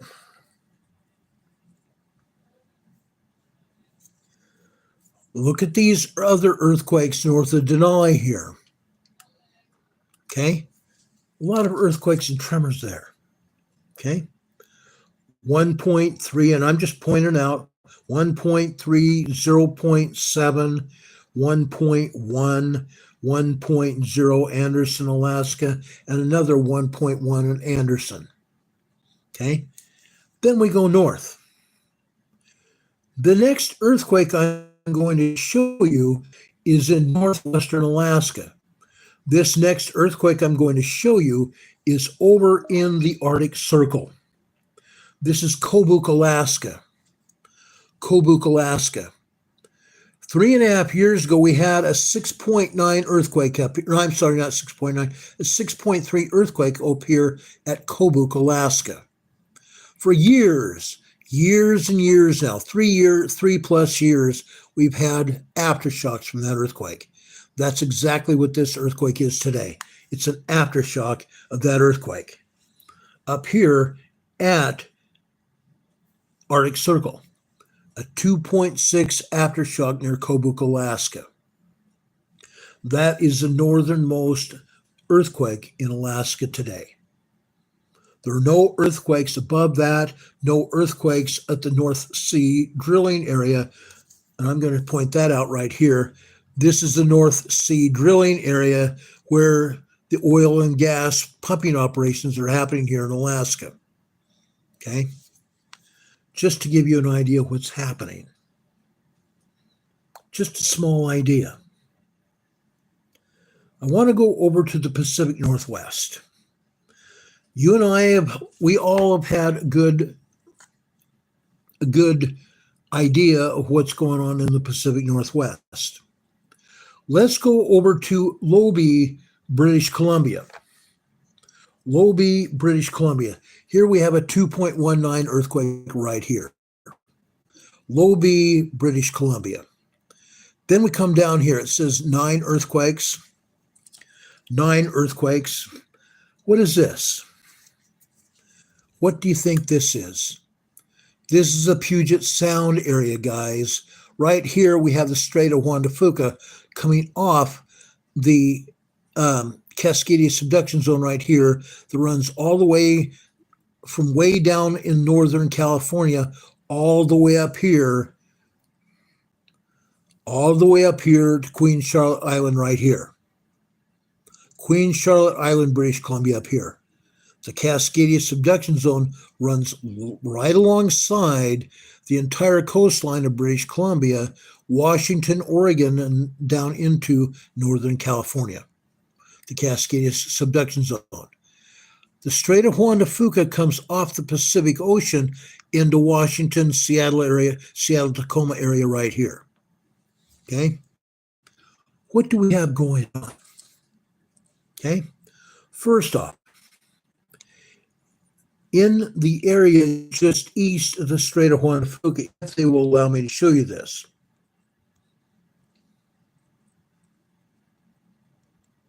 They're not going to let me show you. This is just a 1.71 tremor here. Most of these are tremors, but there are a couple minor earthquakes, meaning 2.1, 2.0 to 2.9 minor earthquakes right in here. Most of these are all tremors, but there are some minor earthquakes intertwined right here. The Puget Sound area. That's important. Why? Because it's all part of the Cascadia megathrust earthquake region. The 9 to 10.0 major earthquake that's due to happen here in this area. I personally believe it will be within the next 5 years. I don't think it's going to take much longer than that. Okay? I want to go over to Mount Rainier. Look at this. It shows 4 earthquakes over here just north of Mount Rainier. I wonder what's going on. We have a 1.0 tremor up here at Carbonado, Washington. Carbonado is just outside of Mount Rainier. Just outside of Mount Rainier right here. It's in Mount Rainier National Park. Okay? South of there, just barely northwest of Mount Rainier, it's showing a minus 0.11 tremor. A minus 0.11 tremor. Folks, they say minus numbers are only recognizing that the earthquake is above sea level. Really? I want to show you something. Let's click on this earthquake. It's not just above sea level. No, it's not. Folks, look where it's at. 6.9 miles deep, 7 miles deep right here. 7 miles deep inside this volcano. Inside the volcano, very deep here in the magma chamber. So they're not being very honest with us, are they? Nope, not hardly. Then we go out further west. Again, they're showing us 0.7 microquake here. And just south of there. What else are they going to show us here? And why are they going to point it out to us? Inquiring minds want to know, don't we? We absolutely do. We absolutely want to know. And they keep messing me up here. They're not going to allow me to show you this last earthquake. They're showing it now, finally. This is a minus 0.23. Again, above sea level. Above sea level. Well, guess what? Let's find out how deep this earthquake is. Okay? How about nearly 4 miles deep? 3.8 miles deep right here. Okay? It's not above sea level, not 4 miles deep, 3.8 miles deep. Sorry, USBS, we caught you. We caught you. Okay? There is no way in heck that those are above sea level at all. They're deep inside the earth. Down here at Mount St. Helens today, we're showing 2 earthquakes here. What are they? They're showing a 0.19 at Mount Rainier and a 1.18. The minus number says it's above sea level. The other one is 1.19 tremor. Let's go on a voyage of discovery and find out what happened here at Mount St. Helens. First, the minus 0.19. Guess what? 2.5 miles deep. 2.5 miles deep. Over 10,000 feet deep. Okay? That doesn't appear to be above sea level, does it? That's just one of the tremors. Okay? Then we go to the next in the foothills of Mount St. Helens. Interesting enough. This is 1 mile deep. 1 mile deep. Okay? Interesting. Okay? Just to show you what they're doing here. They're not being honest with us at all. And yes, this is a European agency telling us about it. Because heaven forbid that the United States Geological Survey would say a word one, not one word one about it. Okay? Over here, Scott Mills, Oregon, a 1.67 tremor right here. Scott Mills, Oregon. Okay? Now, I want to show you something. That was Scott Mills, Oregon right there.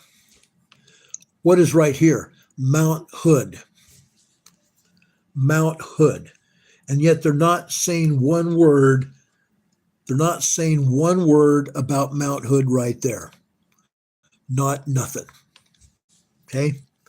Northwest of Cox Mill, we have another earthquake, Sheridan, Oregon, a 0.79 magnitude microquake. 0.79 magnitude microquake. Okay? For kicks and giggles, let's find out how deep this earthquake is. Sheridan, Oregon. Guess what? That microquake is nearly 16 miles deep. Doggone it.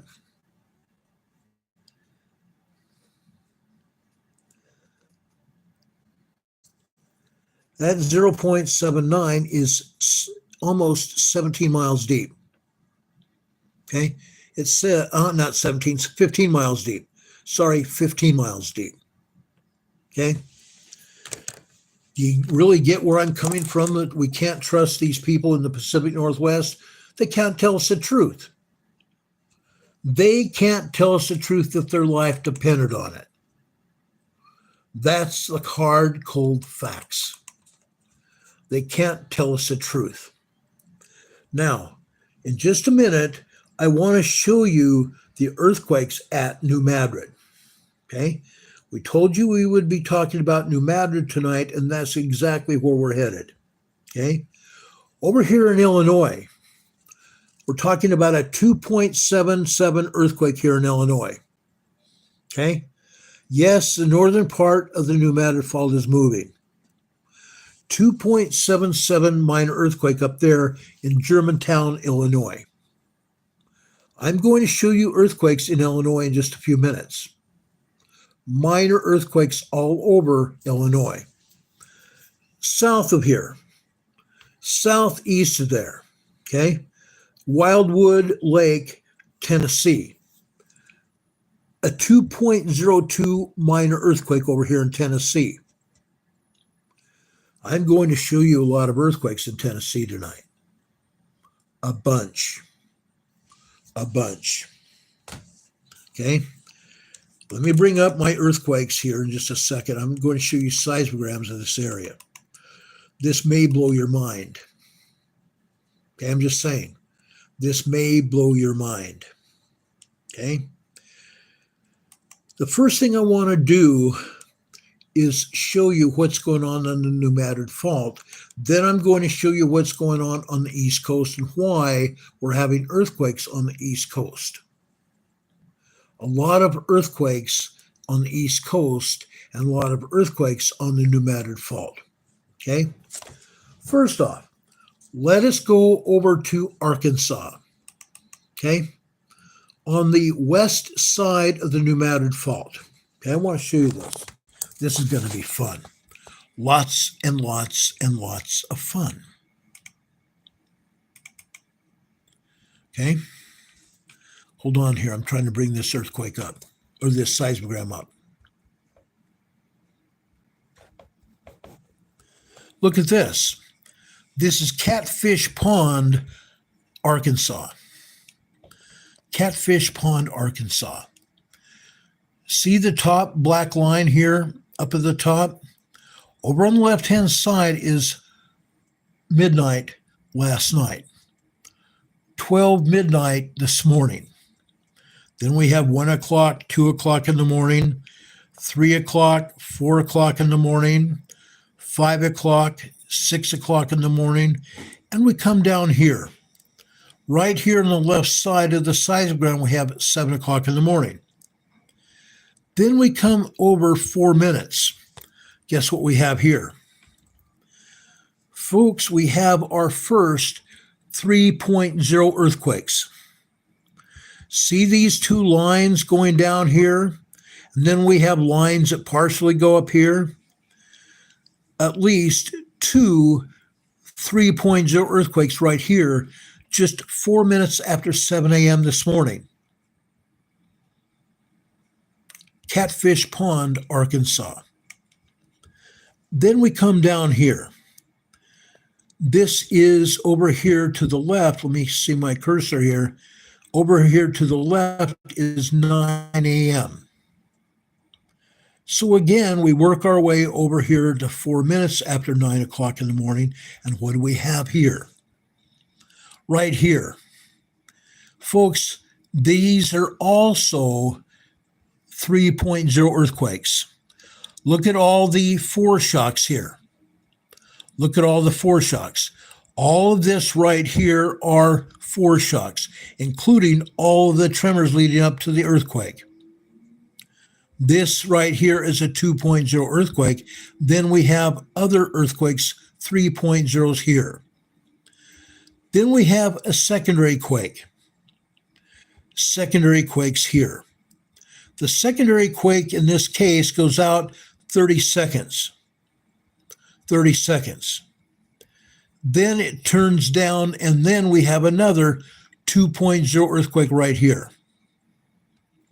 2.0 earthquake, and then we have another 45 seconds of seismic energy. Secondary quake after the 2.0. That's still significant seismic activity. Okay, then way down here, right here, this is 10 a.m. The red line after that is 10:15 right there. We come over 3 minutes later, we have some tremors, don't we? More tremors a minute later. Then we don't have much of anything at all. Okay? Then down below that on the 10:30 line here, the blue line, more tremors here. 3 other tremors. Then we have some tiny tremors here on this red line. The red line is 11:15. Look at all these long duration tremors. 1, 2, 3, 4.5 minutes of long duration tremors after 11:15. Then again, on the blue line, 11:30 in the morning. We come 1, 2, 3, 4, 5, 6, 7, 8, 9, 10, 11, 12, 13 more minutes, and even a larger tremor there. Okay? Isn't that interesting? Catfish Pond, Arkansas. Already this morning, we've had some 3 earthquakes, small earthquakes. That's all those were. Okay? This afternoon, I'm going to show you this. Look at this. We have a bunch of tremors here. The top line here is 12 noon on the left-hand side. All the way over here, not much happening there. We have tremors over here. Okay? Right here, we have 2 p.m. this afternoon. Some minor tremor activity here. Then we come over here. Okay? What do we have here? This is the green line here. Okay? 145 over on the left-hand side. So right here, this would be 157 on the green line here. 158, 1:59 p.m. this afternoon. And then we have some good-sized tremor activity here. Okay? Then we come back over here to the left again. Again, we have 1 o'clock, 2 o'clock, 3 o'clock, 4 o'clock. The red line is 4:15 over here. So we come 1, 2, 3, 4 minutes after that, 4:19 p.m. this afternoon. We come about 30 seconds later, and all of a sudden we have another 3.0 earthquake. So now here in Catfish Pond, Arkansas, we've had 3 3.0 earthquakes here today. Okay? I pulled this seismogram just after 4:45 this afternoon right here. Okay, I pulled that. Guess what? Let's go over to Dell, Arkansas. Look at this. Look at the seismic energy here. The top line again over here on the left-hand side is midnight. Then we come down here to 7 a.m. this morning. This is a 1.8 tremor here. Further earlier this morning, I believe this is what? 5:45. This is 5:55 a.m. this morning. We have tremor activity there. Okay? We have tremor activity all over this place. All over. From 4:45 a.m. this morning, all morning long. Tremor activity. Now, I want to show you something. This earthquake right here may be a 2.0 earthquake. This earthquake over here on this blue line here may be a 2.0 earthquake.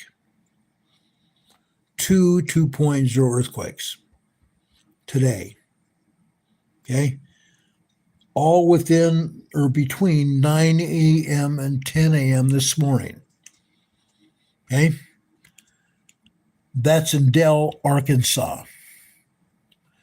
Let's go over to Little Rock. Little Rock, Arkansas. Little Rock also has a small town called Little River. It's a small suburb of Little Rock. All we have are tremors, earthquakes here. Tremors. However, this one here is different. This again is after 7 a.m. this morning. Just after 7 a.m., we have a 3.0 earthquake right here. A 3.0 earthquake. The rest of these are all tremors except for this. Okay? This is at 9:57, 9:58 a.m. this morning. Look what happened. We had a bunch of tremors here, didn't we? Then all of a sudden, This is between 9:58 and 9:59 a.m. this morning. We have this 3.0. It reaches all the way down here, and it only reaches this far up because the seismogram does not show the rest of the earthquake going up. A 3.0 earthquake here, Little Rock, Arkansas, this morning. Okay? Now, I want to show you something else. We've told you that we have 3.5 and 4.0 earthquakes in Arkansas on the western side of the New Madrid Fault. Right here is one such seismogram. Look at all these earthquakes here. Okay? Yes, for the most part, most of these earthquakes are 3.0 earthquakes. Now I'm going to show you something. This earthquake right here is a 3.0. This one right here, it looks to be, it might be close to a 3.0, probably a 2.9 earthquake right here. This seismic signals here are minor earthquakes and tremors. Tremors going from all the way over here, all the way through until we get to be able to a 2.8, 2.9 earthquake right here. And then the seismic energy continues out here. Okay? That's one such one that is not a very big earthquake. 2.0 minor earthquakes, and we have pre-earthquake here tremors and more tremors here. Down here, this is also just a tremor sequence here. A tremor sequence here. Now I'm going to jump down 1 hour here. Over here is 5 a.m. here on the black line. Over here, okay? This is where the seismic energy starts. 1, 2, 3, 4, 5 minutes after 5 a.m. this morning. 5:05 this morning, it starts off with a 1.0 tremor all the way over here. 3 minutes later, we have 1.3, 1.4 tremors right there. Then by here, we're already to 2.0 earthquakes right here. All this area here, it starts off with 2.0 here, and it gets up to 2.5, 2.8, 2.9 here, and suddenly we have a large earthquake. This seismic sequence was cut off by the agency. The agency topped this one off and topped the bottom off here. Now, I want to show you something. How do we find out how strong this earthquake really was? Because the agency is not letting us see the strength of the earthquake going up or the strength of the earthquake coming down here. They cut off the device whereby we would see for a fact how strong this earthquake was. They cut off the seismic sequence here. We come out here, okay? To the right here, we have a secondary wave. A secondary wave. You can call them aftershocks, but it's called a secondary wave. This secondary wave comes out here 1 minute, 2 minutes, 3 minutes, and then we go to the next line here. Okay, we cannot see the red line here, but just a speck here and there. Okay, it doesn't show much, but we have 3 minutes of aftershocks right here. Folks, this shows just over a 3.0 here, probably a 3.3, 3.5 earthquake, but it's larger than that. This is closer to a 4.0 moderate earthquake. A 4.0 moderate earthquake right here. Okay? Then we come down here to this red line.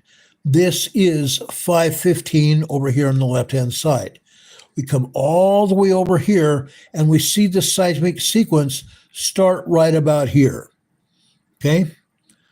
So this is 1, 2, 3, 4, 5, 6, 5:06 a.m. this morning on this red line. We have 1, 2, 3, 4, 5, 6 minutes so far. This is building up from tremors, very tiny tremors over here, building up to larger tremors and even a 2.0 earthquake here. Over here, look how strong this earthquake is here. A 2.9, 3.0 earthquake right here. Okay? The rest of these are all minor quakes. Look at this thick one here.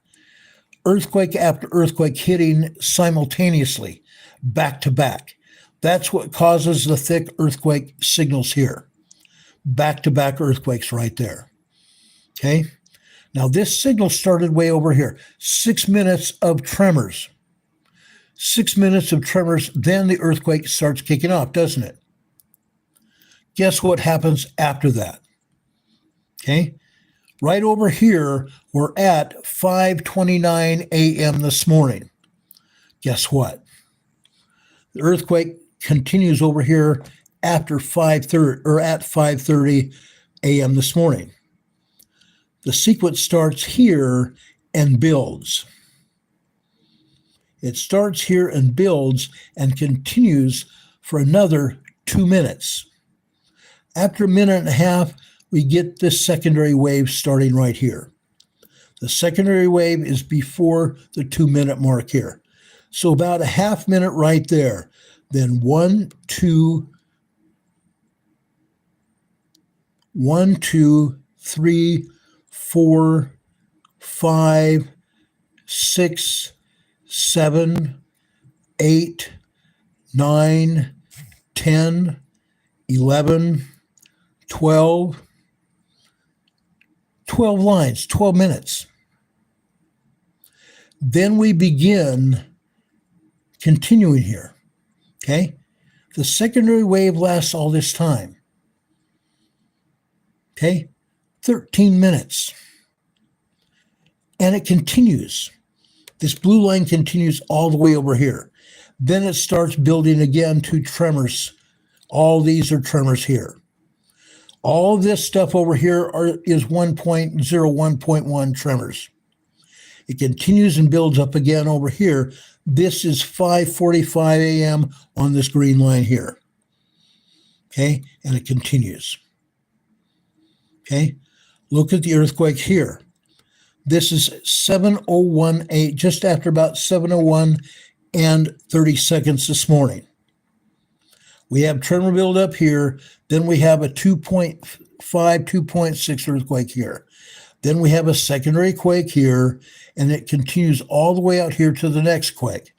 This right here is a 3.0 earthquake right here.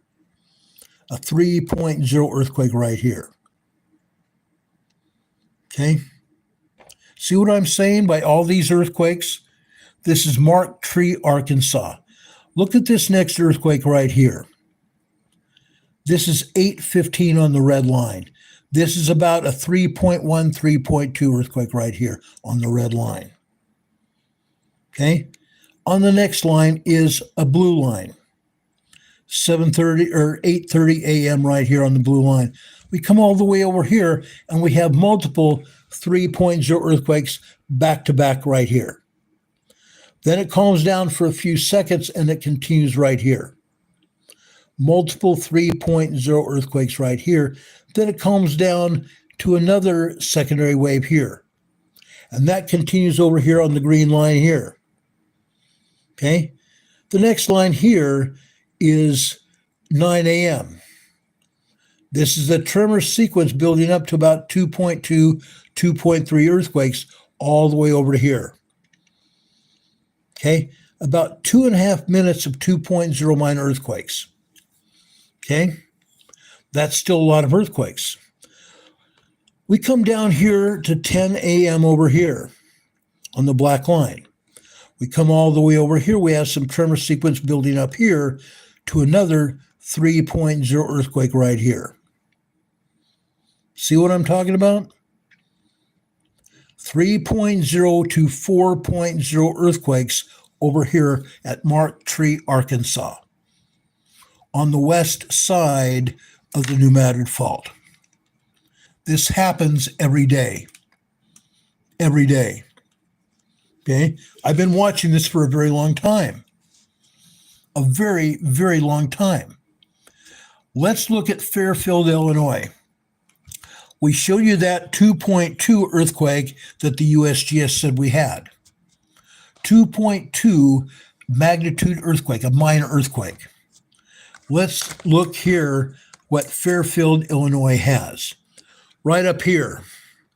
Again, this red line here is just after midnight over here. Okay, this is 12:15 on the red line here. We come all the way over here to the right. Okay, right here we have about, I want to say 12:28, 12:29 a.m. It's just before 12:29 a.m. right here.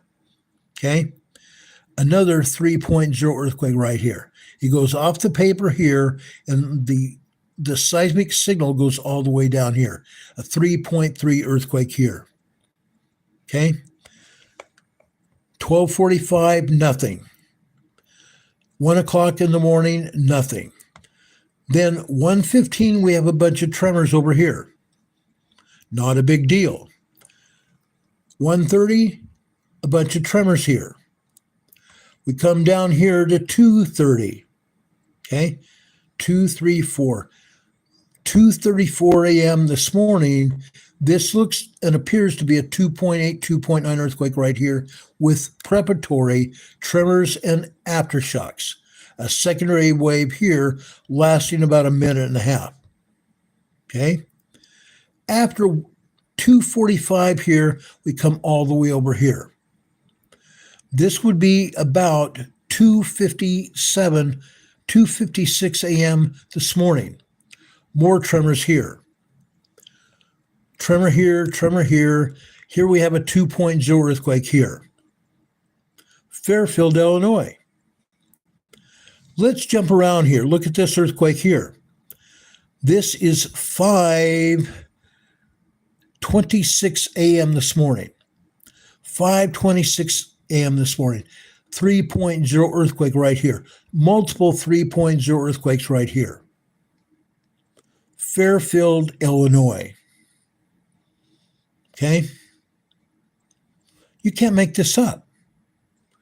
2.0 and 3.0 earthquakes in Illinois.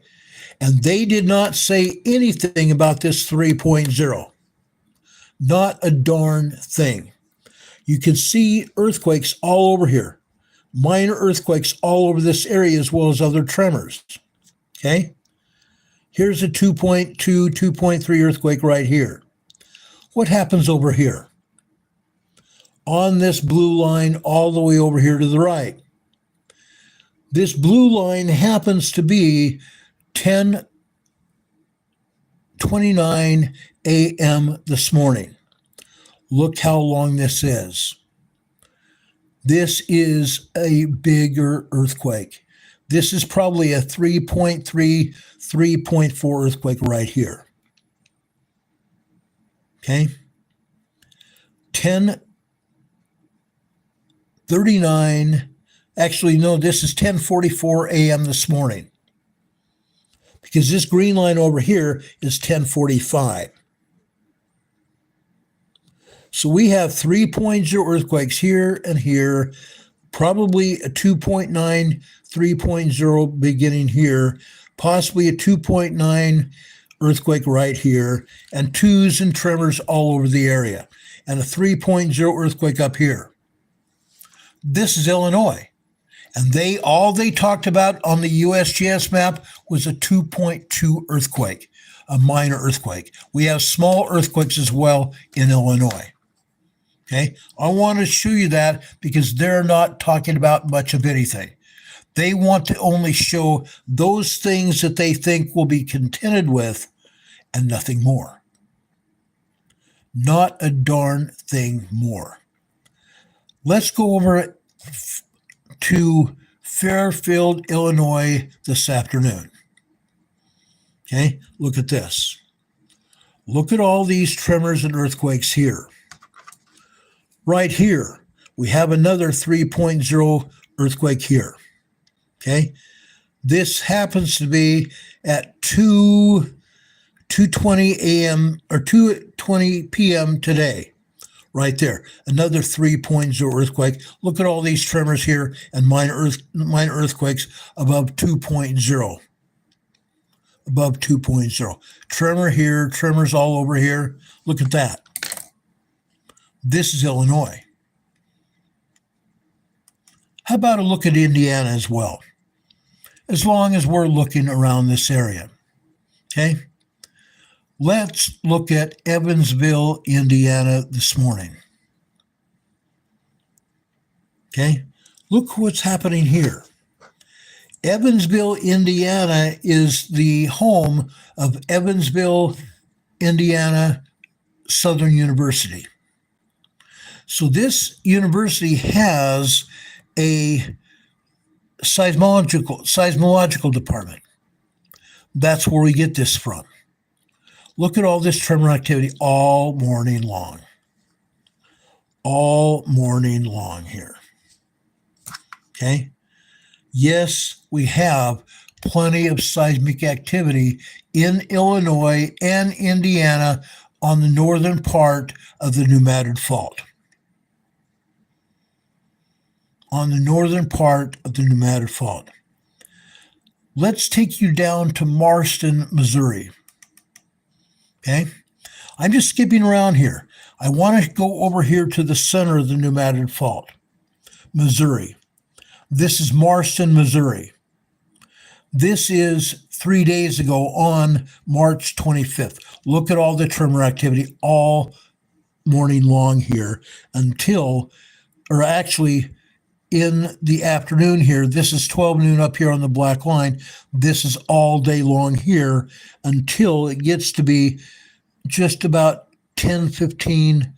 No, this is 7:15 p.m. on the 25th. Look at all this tremor activity. Mostly 1.2, 1.3, maybe 1.4 tremor activity. This is 1.4 tremor activity right here. Right in this area here on the black line. Okay? Marston, Missouri. How about that? How about that? Barker's Cemetery today. Barker's Cemetery in Missouri today. Look at this. We usually have more tremors up here. This is 12 midnight last night up here. We come all the way down here until 6:45 time period this morning. Nothing much. 6:45, 46, 47, 48, 49. Then we start seeing some tremors here. This is 6:29 a.m. this morning. We have some tremor activity here. Then we have some real tremor activity here just after 7, 1, 2, 3, 4, 5. So this would be 7:20 a.m. this morning. More tremor activity here after 7, what would this be? 7:21 a.m. this morning. Further, all the way over here. This is still tremor activity here, maybe 1.6, 1.7 tremor right there. They continue over here as well. After 8 a.m. here, 8:15 here, 8:46 a.m. here. More tremor activity here. You see these short duration tremors all over here? We have tremor activity here. Here is our first 2.2, 2.3 minor earthquake. All the way down here. This is 11:58 a.m. this morning. Our first minor earthquake of the day. Okay? Isn't that interesting? Barker Cemetery in Missouri. Now, it didn't continue like that all day long. This is this afternoon. Yes, we have here a 2.9, 3.0 earthquake all the way here. After that, we have some 2.0s here. Okay? But we have tremors all over here. Here's another 2.0 earthquake. This one over here is after what would it be? 2:27 a.m. or 2:27 p.m. here. Okay? Maybe a 2.2, 2.3 minor earthquake here. 2.0 earthquake there. Okay? Look at that. Tremor activities and minor tremors over at Barker Cemetery, Missouri, the central part of the New Madrid Fault. We've heard a lot about Marston, Missouri. Let me show you this. Again, this is the center of the New Madrid Fault. Look at all these tremors here. This is today. I'm sorry, this is the 25th, 3 days ago. Look at all these tremors all day, all morning long here. All morning long. Okay, let's go over to Portisville. Portisville, Missouri. This is right smack dab on the top of the New Madrid Fault. Portisville, Missouri. Look at this. Look at these earthquakes here. Look at this earthquake sequence here. Okay? This is 12, what would this be? 12, 27, 28, 29. Look at this. Here at 12:27 a.m. this morning. Look at this sequence here. Tremors beginning here, and a minute and a half later, we're kicking up to 2.0. Then we're kicking up over 3.0 earthquakes here. They cut off the bottom, and they had no other route to go here when it's off the paper at the top. 3.5, probably a 4.0 earthquake all throughout here. This is a minute and a half of seismic energy here. Then we come over here. Another minute and a half of seismic energy here. And again, right here, we have nearly 3 minutes of time where they cut off the seismic energy at the bottom. And here, over here on the right, they cut it off at the top because it's off the paper. Off the paper over here, and it continues all the way over here after 12:30 this morning on the blue line. Look at that. Small earthquakes, 3.0, 3.5 earthquakes this morning. This morning. Okay? Portisville, Missouri. Then we drop down here to later this morning after 11:15. Over here on the left is 11:15, 16, 17, 18. Over here at 17, 11:17 this morning, we already have tremor activity building. Then a minute and a half later, it builds and builds to 1.5, 1.6, and then it kicks off 2.0 here, and it gets larger than that here. 2.8, 2.9 earthquakes all throughout here. Then it calms down to 2.2, 2.3, 2.4 activity here. Look at this sequence. Look at this sequence. There's 1, there's 2, there's 3.5 minutes of total seismic sequence here. 3.5 minutes of seismic energy. Earthquakes. Earthquakes here at Portisville, Missouri. Okay? This afternoon, Portisville, Missouri right here, coming up. Look what happens this afternoon. The red line over on the left is 12:15 here. We come over here to about 12, I'm going to say 12:09. 12:09 here. We have 2.5 minutes or maybe 2 minutes of minor tremors. Then all of a sudden it kicks off here. A 2.2 earthquake here, and these are all 3s here. All over the place. About 2.5 minutes of 3.0 small quake activity. Then it kicks down to a secondary wave here, and that secondary wave continues for 3 minutes, 4 minutes over here on the left-hand side, and it basically dies down after that. So we have 4 minutes of secondary wave activity. Okay? Over here to the right. Okay? Over on the left, it's 1400, which is 2 p.m. So all the way over here, this is 2:13 p.m. right here. 2.0, 2.3, 2.4 earthquakes here. Then we come over here. Okay? Over here on the right-hand side, this would be 4:24 p.m. here. No, 4:29. 4:29 right here. The seismic energy starts here. Look at this. It's already building here, all over the place. Look what's next over here on the right-hand side. This blue line here is 4:30 p.m. 4:30 p.m. Look at these 3.0 earthquakes here. 3.0, 3.3 earthquakes all the way over here.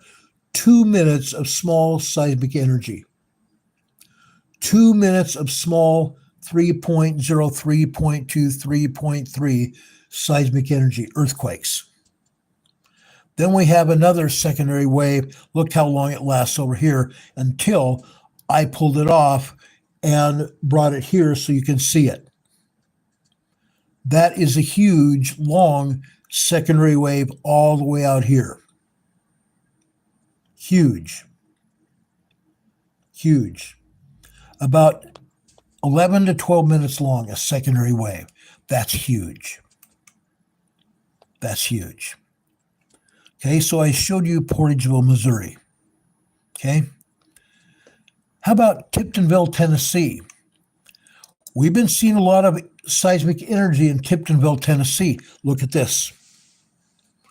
Look at the seismic energy here. Look at that. Take this seismic energy out for a ride.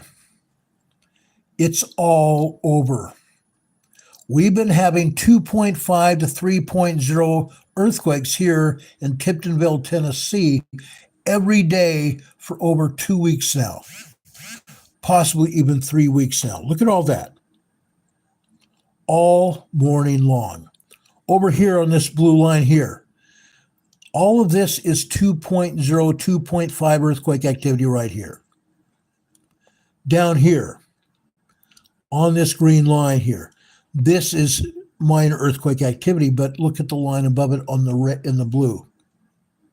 Okay, in the blue we have a 3.0 small earthquake right there. Look at all this seismic energy bouncing all over. This is what those people felt. Those people in Tennessee felt a lot of moving around this morning. Starting early this morning, they had tremors. You can't feel tremors. Tremors are 1.0 to 1.9. You probably can't feel a 2.0, 2.9 minor earthquakes, but you're certainly going to feel 3.0 and larger. Look at that. Tiptonville, Tennessee today. And that's not all, folks. There's more. There's a bit more than that. I want to take you to Ridgely, Tennessee, right here. Okay, I'm going to show you this. Ridgely, Tennessee has been having tremors and minor earthquakes for the past 2 to 3 weeks. Look at this. Nothing but tremors up here at the top. Nothing but tremors all morning long until right here on this blue line. This blue line on the left-hand side is 9:30 this morning. 9:30 this morning. So we come over here to about 9:09, 9:10 this morning. Guess what we have? 2.0 minor earthquakes right here. Ridgely, Tennessee. We're still having earthquakes here in Ridgely, all over the place. Look at this afternoon. These are long duration tremors. They go on and on, every line here. Long duration tremors all day long.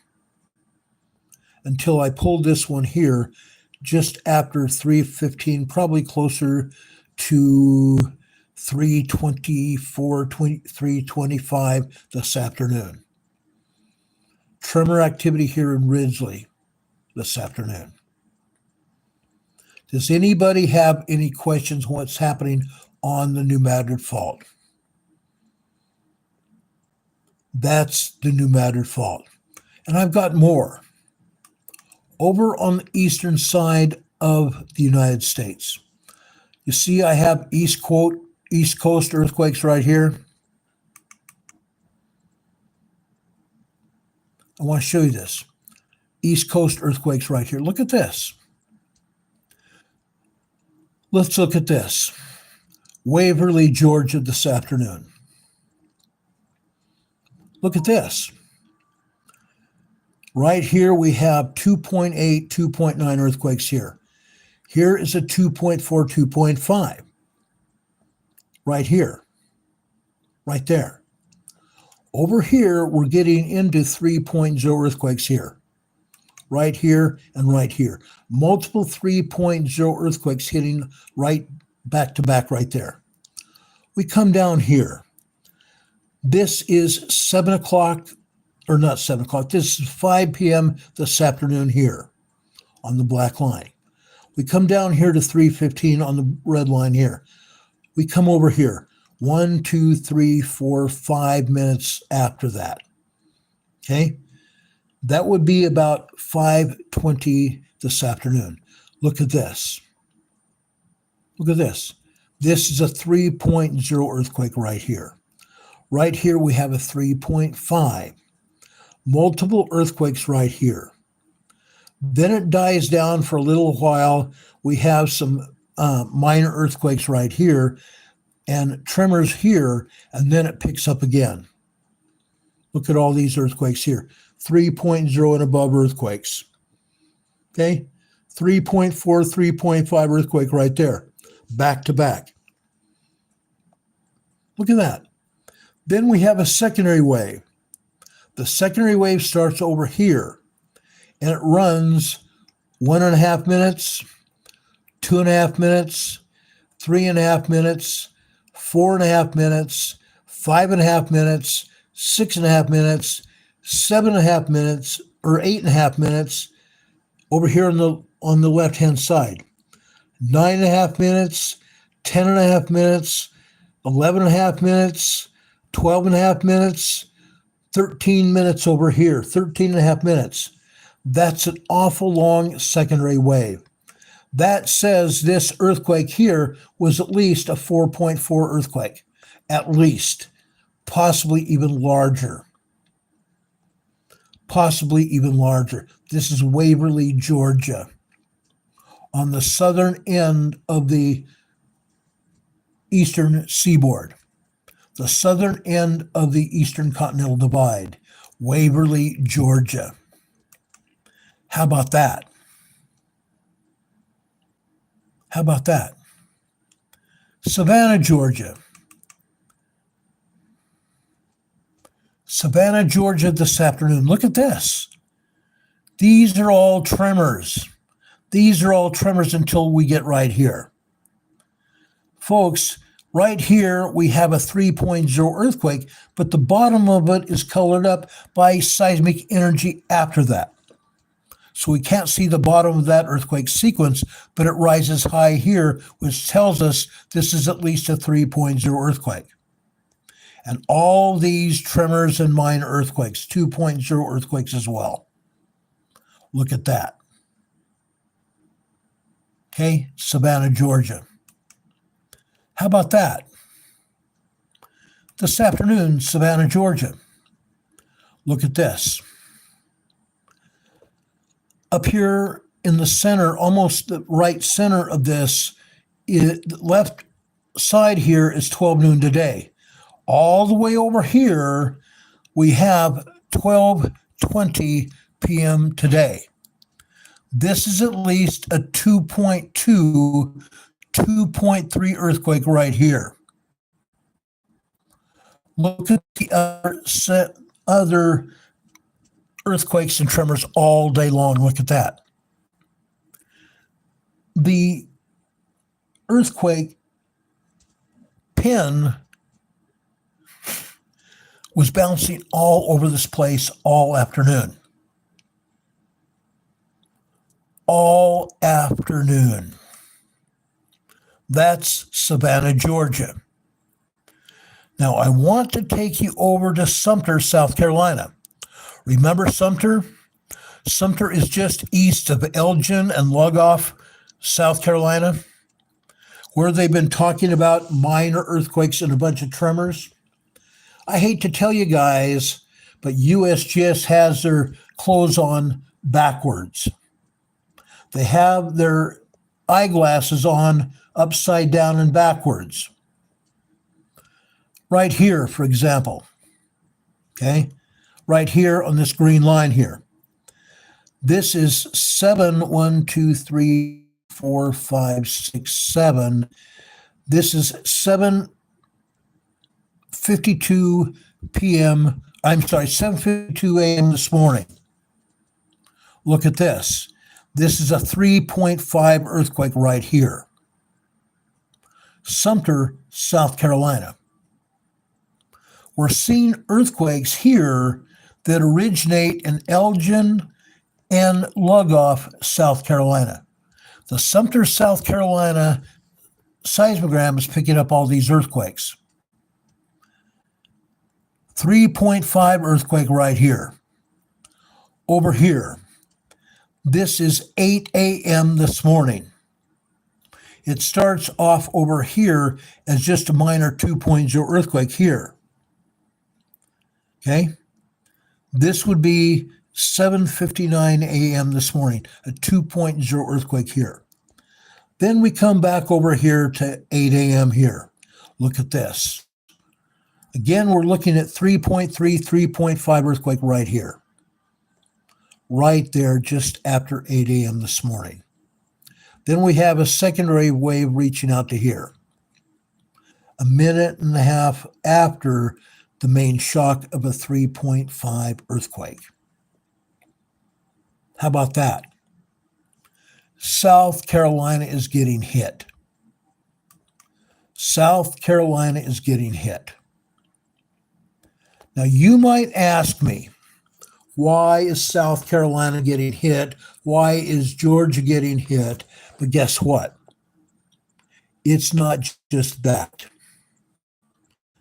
How about North Carolina? Roper, North Carolina, the northeast coast of North Carolina. Look at this. Tremors all the way down here to the bottom. Right there. This is the bottom. This is the top of that. North Carolina. This happened 6:02 a.m. this morning. 6:02 a.m. this morning. Look at all the tremors as well. Literally tremors all day long here in North Carolina. No, I did not feel this 3.5 earthquake here. This is further north and east along the coastline. Okay? I want to show you one more here. This is Roper, North Carolina this afternoon. Look at all this tremor activity here. And yes, some of these are actually 2.0, 2.5 minor earthquakes like this one right here. This one right here. Okay? That's still a lot of seismic energy up and down the coast. Why? Why do you think I've shown you all these earthquakes on the New Madrid and also along the eastern continental divide? Why did I come all this way to show you all this seismic energy? What did I say about the Mid-Atlantic fault? The Mid-Atlantic Fault is expanding here. This is the Mid-Atlantic Fault right here, going all the way up north to Iceland and beyond. Okay? Down here in the Mid-Atlantic here. Okay? This is the northern Mid-Atlantic Ridge right here. This is a 4.8 earthquake. A 4.8 earthquake in the North Mid-Atlantic right there. That energy is going to go up here. Earlier last week, we had, well, actually, the beginning of this week, we had a 5.0 earthquake right here. And that's moved up here now, a 4.8 earthquake. We're going to see more and more earthquakes here. Why? The Mid-Atlantic Fault here. This is a tectonic plate. The Mid-Atlantic Fault is splitting. It is expanding east to west here. The eastern side of the Mid-Atlantic Fault is pushing Europe here and Africa here to the east. The western side of the Mid-Atlantic Fault is pushing North America and Canada and Mexico south-southwest like this. South-southwest like this. That is why we're having earthquakes here. Okay?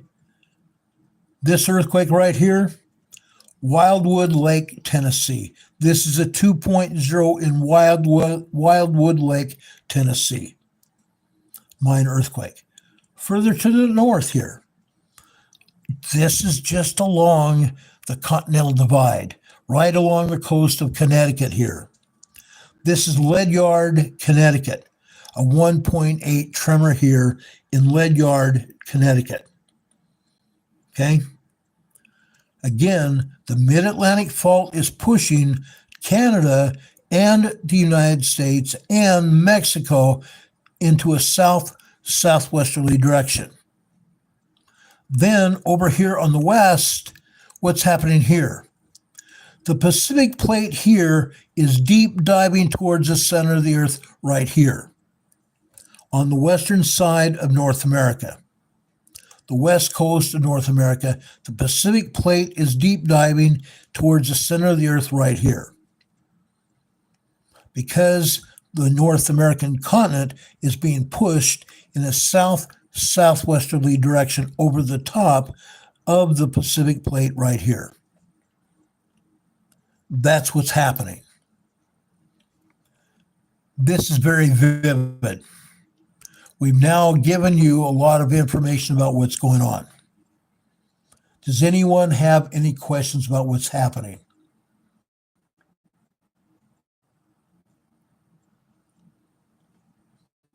Does anybody have any questions about what's going on? I told you I wanted to give you as much information as I possibly could tonight, and now it's again 9:20 p.m. on the East. Don Patoka is here in the chat saying faith is the bird that sings when the dawn is still dark. Absolutely. Before I woke up this morning, there were birds singing right outside my window. I heard them. It was great. Wilson says he usually hears crows all day. It's too quiet. Anyway, guys, that's what's going on. Does anybody have any questions about the seismic energy that we've been discussing? Again, Iceland is still going through a volcano eruption. There are 3 volcano craters that are still fountaining. Those 3 volcanoes are almost right together within maybe, I think, probably 400 yards apart from the one side to the other. It used to be a mile and a half long. Now it's maybe 300 yards from one side to the other. 3 volcanic craters, they're called spatter cones. The lava is kicking up, spattering outside of the center of the crater, and it's building up the crater on the outside of where it's fountaining. That's what's still going on in Iceland. It appears that the volcanic eruption is slightly drawing closer and closer to a close. We don't know. The scientists don't know when it's going to stop. It's not expanding over to take over Grindavik anytime soon. And it's certainly not getting any closer to going over the Surstrandervägar Highway to the south, just north of Grindavik. It's not going anywhere, or just over east of Grindavik. It's not happening. It's quieting down. Okay, like I said last night, there is a volcano called Alaskan, the top of Alaskan. And yesterday there was a 4.5 earthquake there. So they believe that volcano is also going away, and it could also erupt. Scientists just don't know exactly. That's what's going on there. Anatolian Wolves is saying Mexico has a quake. Mexico has a bunch of them. There are over 26 earthquakes in southern Mexico alone. 26 earthquakes in southern Mexico. No joke. Most of those are 3s and 4s. Small and moderate quakes over in southern Mexico. It's getting larger. Soon we're going to have a 5.0, maybe even a 7.0 major quake in southern Mexico. Then that major quake is going to move into Southern California. Okay? Sweet Polly is asking, how close in reality is that naval map of flooding, true or false? We're probably talking 50 years unless everything hits the fan in the next few years. I just don't see that happening. Okay? I don't see the Navy map coming to fruition anytime soon. In case anybody's wondering, getting scared about the naval map, you can Google or DuckDuckGo or whatever search engine you're using, look up the naval map. There's all sorts of earthquakes are going to happen to open up waterways all over the United States, literally. That's what the Navy map is seeing. But again, that would take an awful lot of seismic energy, probably a lot more than we're even talking about when it comes to the New Madrid Fault or anything on the West Coast or even the East Coast. It's going to take an awful lot of energy. Just don't see it. Alabama is having 1.1s, 1.2s, up to like 1.7 tremors all over Alabama. There's nothing too much to be said about it, except those tremors are going to get larger into earthquakes probably before the New Madrid Fault goes, because that seismic energy is going to press from the East Coast and press from the New Madrid Fault, and as a result, Mississippi,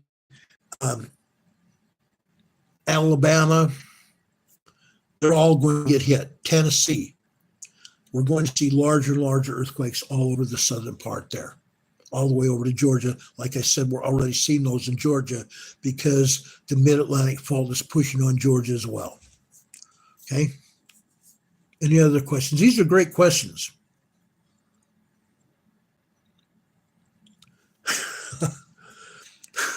Manny's asking, do you got somewhere I can stay?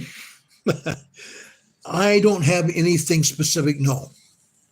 Safe is a relative word. Safe is a relative word. Safe is where you feel good.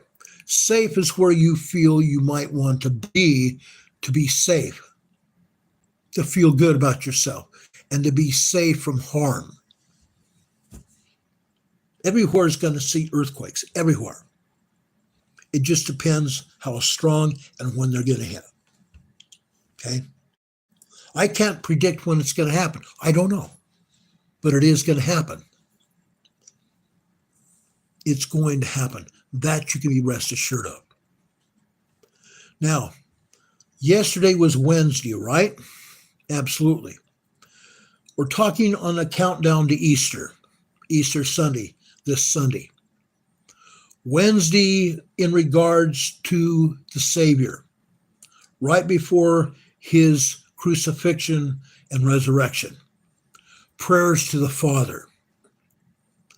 What did happen on Wednesday before the Savior was crucified?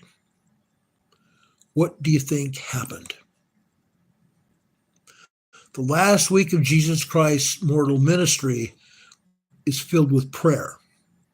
Prayer with his disciples, prayer where he took his apostles out to the Garden of Gethsemane and asked them to pray, and then he went to a slightly different part of the garden and prayed to his Father in heaven himself.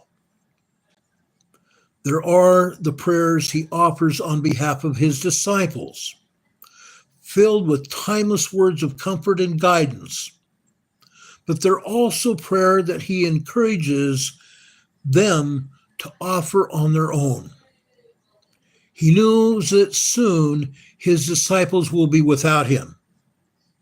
And so he lets them know the importance of praying and encouraging them to ask their Heavenly Father for things that they may need to make it through the challenges that are ahead for them. Through his words and his example, they learn that when they make the effort to pray to their Heavenly Father, what matters most is going to happen. But no matter what happens, they will never be alone. They will never be alone. Jesus told his disciples he would be with them always. He's here for each one of us as well. As we draw closer to our Father in prayer, each of us, you and I both, will draw near unto Christ as well. Prayer is a powerful thing. Prayer is a powerful way to grow closer to our Heavenly Father and Jesus Christ. But that does not mean it will always come easy. We can keep talking. We can keep praying. We can work with each other and our families to learn what Jesus Christ wants for us and what our Heavenly Father wants for us. I bear testimony that that's true. Now, that was the Wednesday before Christ was crucified. I want to talk about what happens on Thursday. What happens on Thursday? Christ is led over to Pontius Pilate and the other Jews. They want to crucify him, don't they? Yes, they absolutely do. For the next 24 hours, Christ is praying for his own life. He's being scourged, humiliated, stripped down to his bare clothes and whipped. Stripped down to his bare clothes and whipped. A crown of thorns is placed on his head for even more agony. More agony. Then what happens to Jesus Christ? He is put on his body a crimson robe. Put on his body a crimson robe. Then he's led to Pontius Pilate, where he asked the people, the Jews assembled below him in the courtyard, which would you have me deliver to you, Barabbas or Jesus Christ? The Jews tell Pilate that they want Jesus Christ. What does Pilate do? What do you think Pilate does? He lets them have Jesus Christ. Then he says, I wash my hands because from then on, it's not my responsibility, but yours. It's not his responsibility, but the Jews. The Jews crucified Jesus Christ.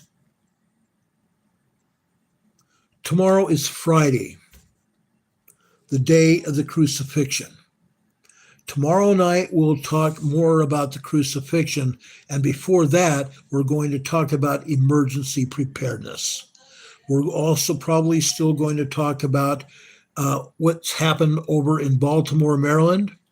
We're going to show you earthquakes around the world, and then we're going to talk about emergency preparedness.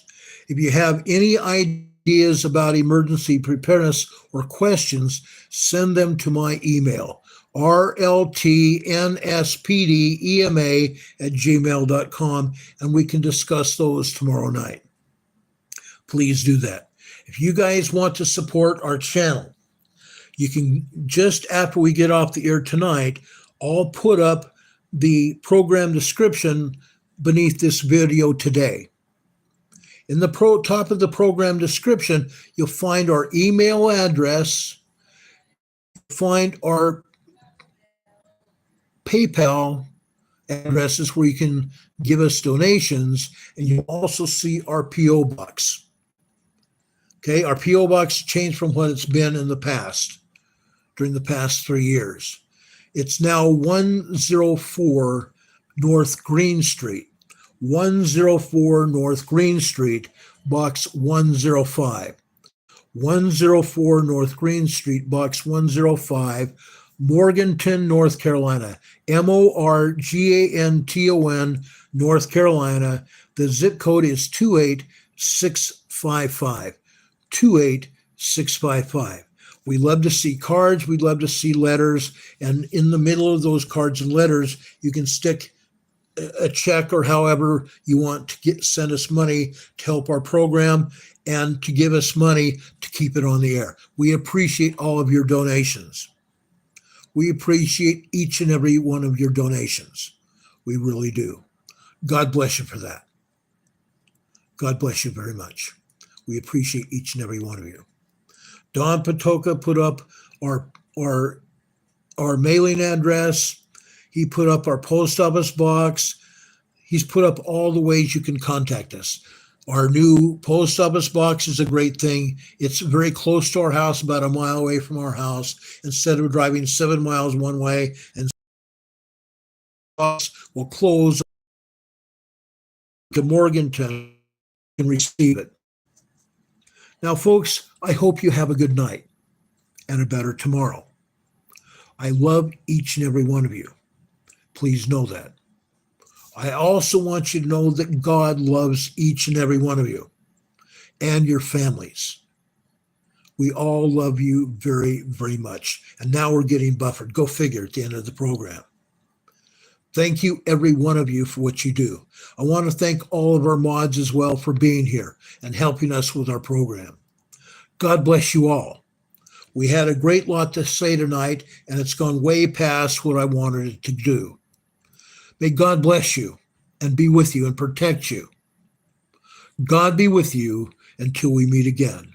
We will see you tomorrow night, unless something happens between now and then we'll come on the air giving you information as soon as the information becomes available. Have a great night, folks. I love you. I appreciate each and every one of you being here. Laura Wyman just gave us 3 hearts. Thank you so much. That sure means the world to me. It means a great deal to my wife. She's downstairs talking with one of her kids who had a birthday today. That's wonderful. God be with you until we meet again. Thank you all for being here. We'll see you tomorrow. Good night, everyone. Bye-bye.